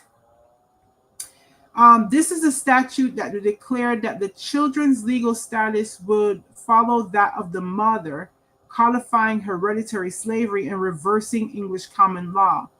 This was pertaining to the case of Elizabeth Keyes, who sued, to get her freedom because her father was a whitey man, and under English common law, your freedom was dependent upon the paternity or your father's legal status. Being that she sued and won, Virginia quickly changed the law because of the fact that there were so many people, if you will, who were in that same position. There were a lot of offspring of whitey men who could do the same. And so with that being said, this law was enacted, which ensured that anyone that was born to someone enslaved would be enslaved for life, from the womb to the tomb, if you will. And this is the main reason why that 2/3 of your genes, if you're a person of African descent, 2/3 of your genes are coming from your mother. And that's a scientific fact. 2/3 of us. It goes back to this particular time frame. And this is something that was not just in Virginia, but also in all of the British, French, you name it. As a matter of fact, it's not just for us as African descendants, but indigenous descendants as well. If you find European genes, it's usually coming from a male. 9 times out of 10. So all children born in this country shall be held bond or free only according to the condition of the mother. And that's one of the statutes there, 1662. This begins a drum roll, if you will, of Virginia slave codes. The law that officially defined all non-Christian servants brought into Virginia as slaves, cementing religious and racial criteria for enslavement. All servants who were not Christian in their native country shall be accounted and be slaves. Then you have the Negro Act of South Carolina. The statute formalized enslaved Africans as personal property, restricting education, movement, and assembly while defining Negroes as inherently enslaved. So this is where the negative connotation of what blackness is comes in because of the fact that it was becoming more attached to chattel slavery, right? So the Negro Law of South Carolina, now this law defined Negro legally as those descended from enslaved Africans, excluding Moors and Egyptians, further racializing the term into Southern law. Because once again, Moors and Egyptians are coming from where? East and North Africa. What is a Negro? They're descended from West and Sub-Saharan Africans. The term Negro is confined to slave Africans. It does not embrace the free inhabitants of Africa, such as the Egyptians and the Moors. Now we go to the Dred Scott decision in 1857. The U.S. Supreme Court ruled that African Americans, whether enslaved or free, could not be citizens and had no rights under the Constitution. They had no rights, which the white man was bound to respect.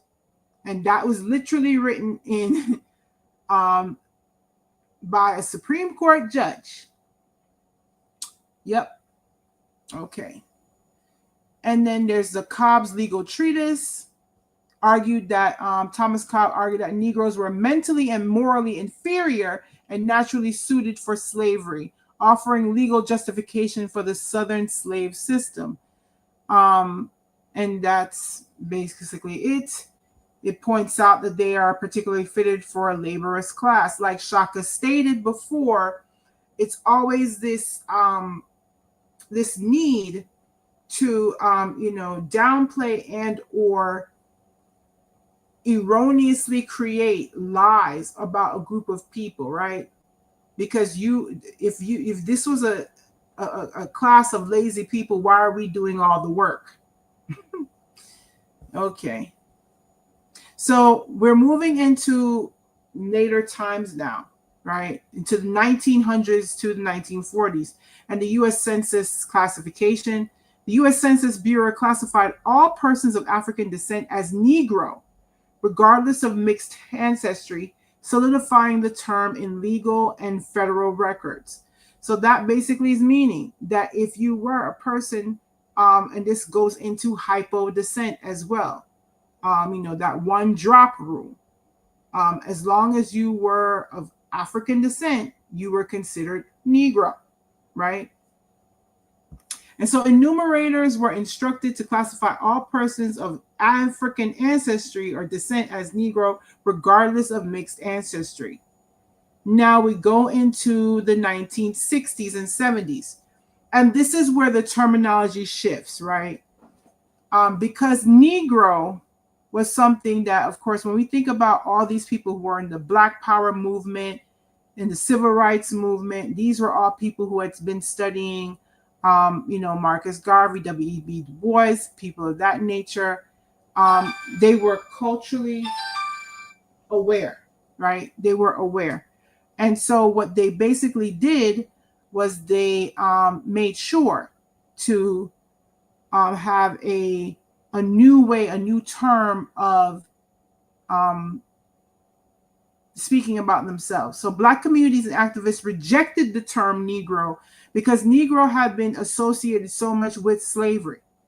And they chose to, they were more in favor of the term Black, linking it to pride, resistance, and political power during the Civil Rights and Black Power movements. So while Negro was an inherited term associated with slavery, Black was a chosen identity rooted in self-determination and political agency. And so we forward to from 1980 to the present day, right? Look at the Black people just happy. All right. So from 1980 to present, African-American terminology gains popularity. The term African-American emerged as a widely accepted identifier that linked racial identity to heritage and culture, replacing outdated and imposed terminology like Negro, like colored. People just gravitated to something that was recognizing their roots and ancestry and their pride in self. So African American became widely adopted in government, academia, and public discourse as an expression of ethnic heritage and political identity. Okay? All right. And I just have one last thing to show. Each one, am I good on time? Can you hear me?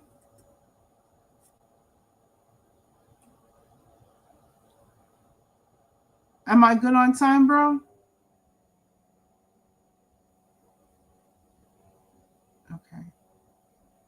I can't hear each one, so let me. Hey, Yeah. yeah, I, I mean, you got some more you want to show? yeah, I just have one last slide and that's it. Oh, yeah, Okay. absolutely. All right. So I just wanted to go ahead and present. This is the last slide, y'all, and this is gonna go into a little bit when we're gonna reverse a little bit. We're gonna back it up a little bit and go into these black codes. And I just wanted to go ahead and make sure that we understand what the black codes are about. Hold on, is this it right here? Nope, not it.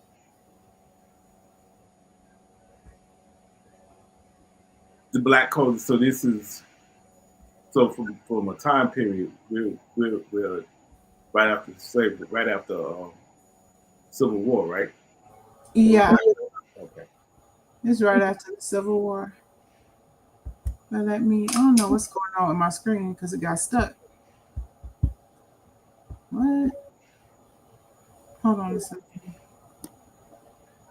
What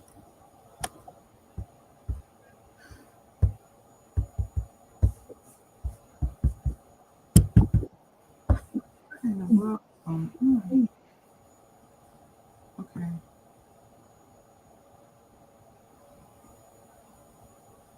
So so the black codes, y'all, were a set of codes that were being imposed mainly on the southern region directly after the Civil War to curtail and to keep so-called black people in place. I don't know why I said so-called, but to keep black people in place. Yeah. P20, can you hear me still? Yeah, I can hear you. Okay, I'm gonna have to drop down and come back up because my screen is locked. I don't know why. Okay. So I'm just gonna come right back in. Yeah, Just I'll introduce everybody to. I'll introduce everybody to MC Static. And there's nothing to do, I get on the mic and start rapping like my mentor, Danny. But nah, the black code, y'all, are pretty much it was a set of laws, state codes, county legislation, pretty much to try to curtail the movement of black people and discourage them from their new civil rights from which they gained, particularly the voting rights. And then after the 1877 compromise, when the federal troops left the southern region and a lot of the municipal positions that a lot of black people gained, as well as Congress seats, were retained back. Oh, okay. You said it was Snipe. Hold on.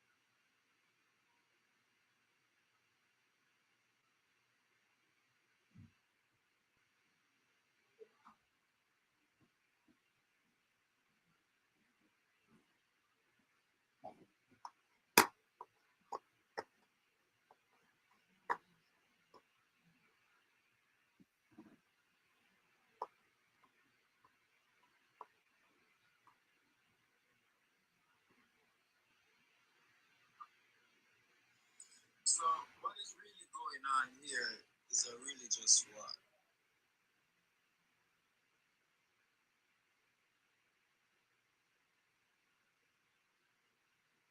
Yeah, we back, y'all. We're gonna get Tika back up here in 1 minute. All right, just give me 1 second.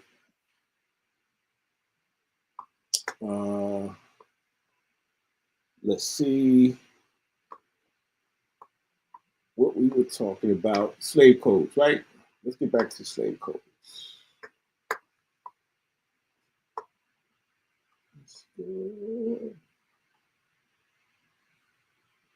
Second, y'all. Let's pull up some slave codes. Get into this while we wait for Tika to finish up her presentation. I think she's back. All right, let's get Tika back up here. Finish up. Boom. Hey, everybody, you can see me? Yep. All right, so we're on screen now, right? Yes, Okay. ma'am. Okay, so now I want everybody to understand one thing when it comes to this, and we're talking about the racialization and the reason why it permeates our society so much is because America was built on this. It was built on it. So when we're talking about the founding fathers, when we're talking about the all the laws and statutes that were passed in regards to Black people, people who were Negro, right? They're all pertaining to the same thing. They all go back to the same thing, which is this constant need to do what? To remove the humanity away from the people, because these were the people that were the enslaved labor force. So this is the Black codes is something that happened post-emancipation. This was after 1865. So everybody always says, well, the Emancipation Proclamation, yay, we were free. Okay, hold up, wait a minute. That's when these were the reactions to that. So one of the things I wanted to show is just like, hey, this happens, right? The glorious 1st of August, 1838. Now you see why each one did it on today's date, right? Right. So when it's confidently expected that the last vestige of slavery will be swept away in all our West India lands, 1838, right? And so this is referring to, you know, some like Indian, West Indies, right? But take it up, look at it, it's still good. This is emancipation. And this is something that people in America knew about, heard about, and was longing for themselves. So fast forward to 1865, and look at the Black people. They're happy. Why? Because of the Emancipation Proclamation. And this happened in January, right? So January 1865, 13th Amendment ratified, abolishes slavery, right? But what's the next thing that happens? Mississippi enacts the first Black slave codes in reaction to that, right? And then December, a month later, South Carolina, Louisiana, and other former Confederate states passed their own Black codes. In 1866, April, U.S. Congress passed the Civil Rights Act of 1866 to combat Black codes. 1867, Reconstruction Acts passed, military districts established to enforce civil rights.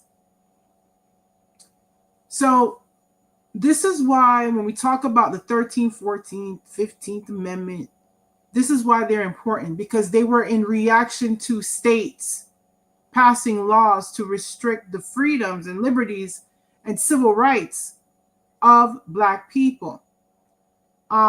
So in 1867, Reconstruction Acts passed, okay?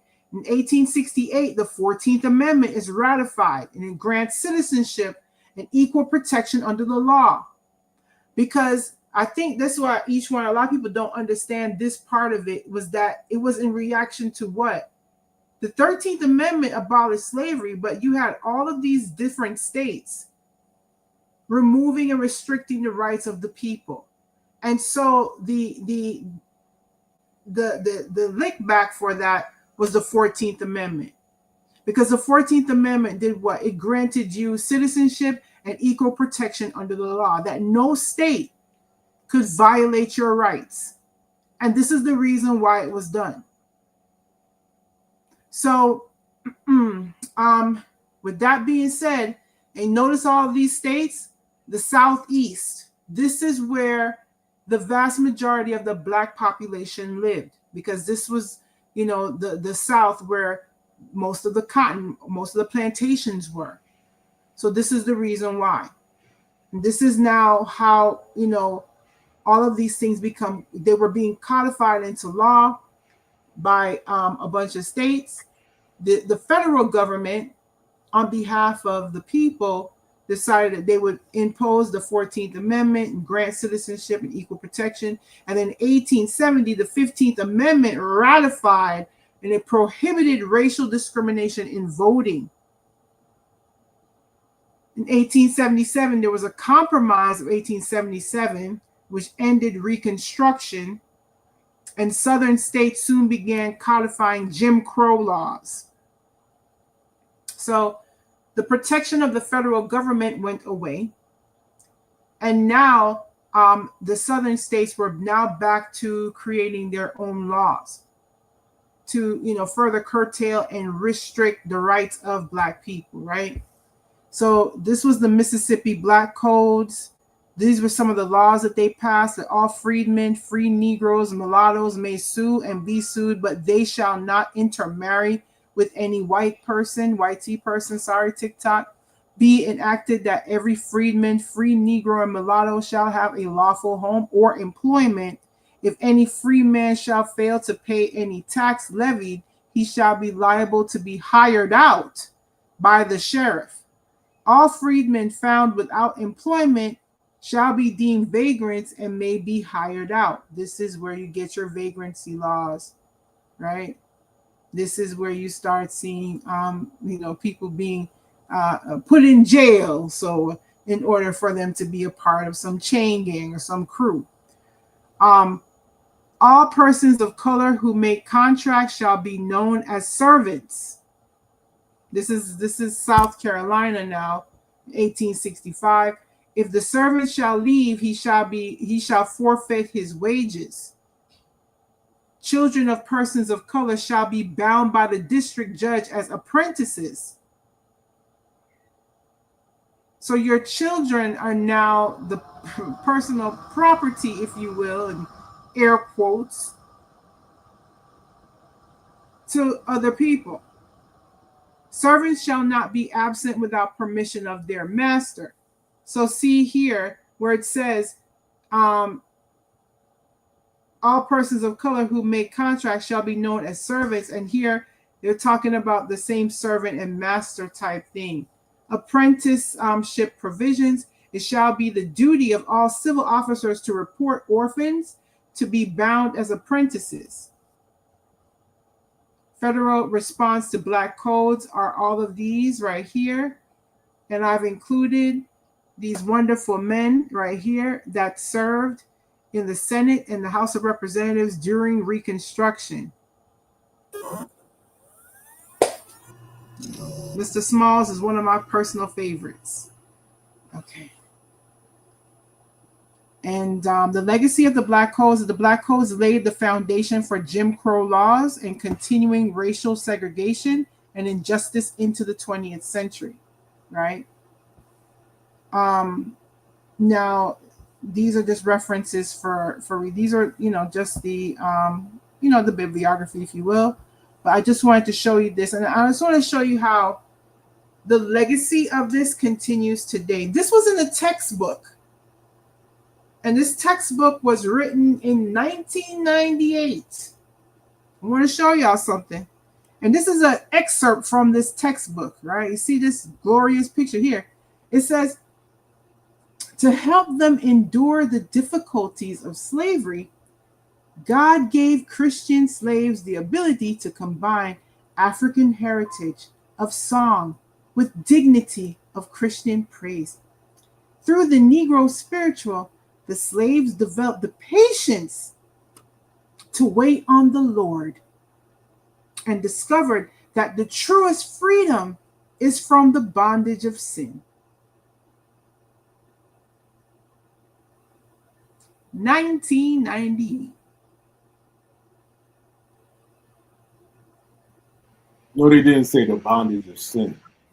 Yeah, Yo, what is going on? yeah, it's from America Land I Love, Becca book, and it's it's a a lot of homeschoolers use this book, a lot of Christian schools use this book as well. It's an American history book, but with a Christian type theme. But I'm just saying this is they had another excerpt. I'm gonna show that on the live. They said that the Trail of Tears brought the Native Americans to Christianity. Wonderful. I can't listen. I can't. But this is so. This is the type of stuff that still permeates us. Society today. It's this. It's this constant need for. First of all, the way in which Black people are depicted, and the way in which we always have to conduct ourselves.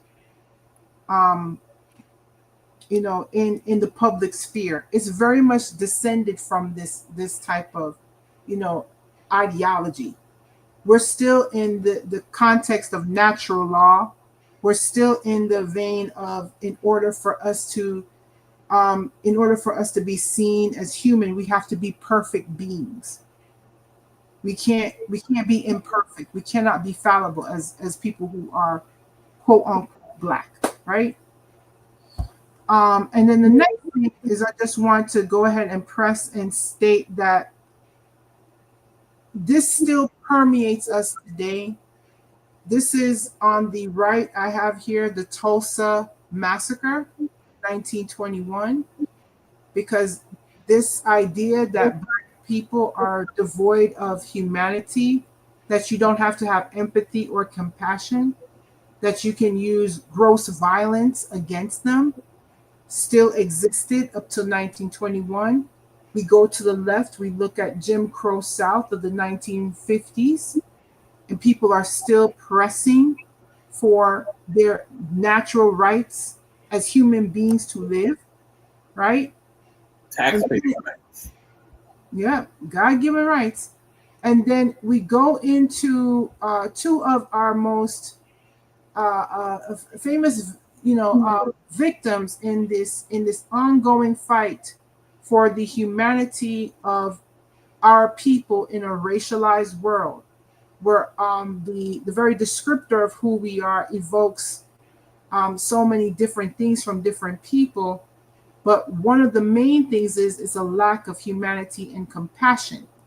And that's stemming from the history of how the word has been associated to not the people, but the institution that many of our ancestors were in, right?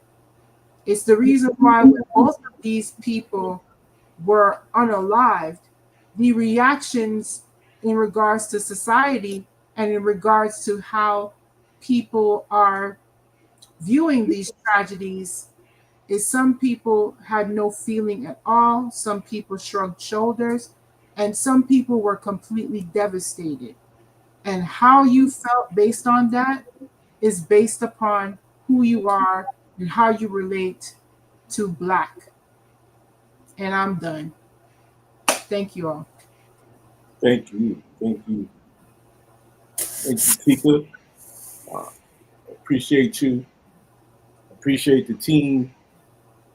What we're going to do at this point is close out and join the rest of the team on TikTok.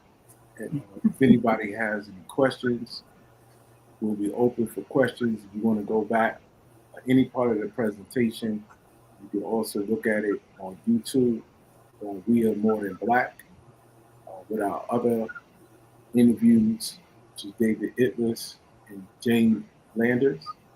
and this lecture will be up there too. Also, stay tuned for part 2. We have. Oh, that's gonna be good, y'all. Yep. We have our renowned researcher Emma, and also our renowned DNA top scholar Ria, who's Top going to give us a very enlightening show. Not only give us a show, but also give us really pertinent information about DNA and how the Out of Africa theory and DNA supports people of African descent moving around the planet. All right. So, Tika, do you have any last remarks? No, sir. I'm ready to go over to TikTok, see what the people are saying. Okay. I think we did pretty good tonight. You know, I hope that everybody got something out of it, and you know, this will be a wonderful thing for them to go back and review. You know, Right. That's always our hope and our challenge is that we put the clean glass next to the dirty glass, so that people have the option to choose and an example and expectation of higher self and higher learning. mm-hmm. So with that, I'd like to thank everybody for coming. Always, I'd like to thank the other research rebels. Also, give a special shout out to my man Waju Ujahu, who helped me out with the presentation that I gave. Shout out to Seshu. Shout out to the Masi Club. Shout out to everybody who's been an inspiration to the research rebels and all. All right, see y'all.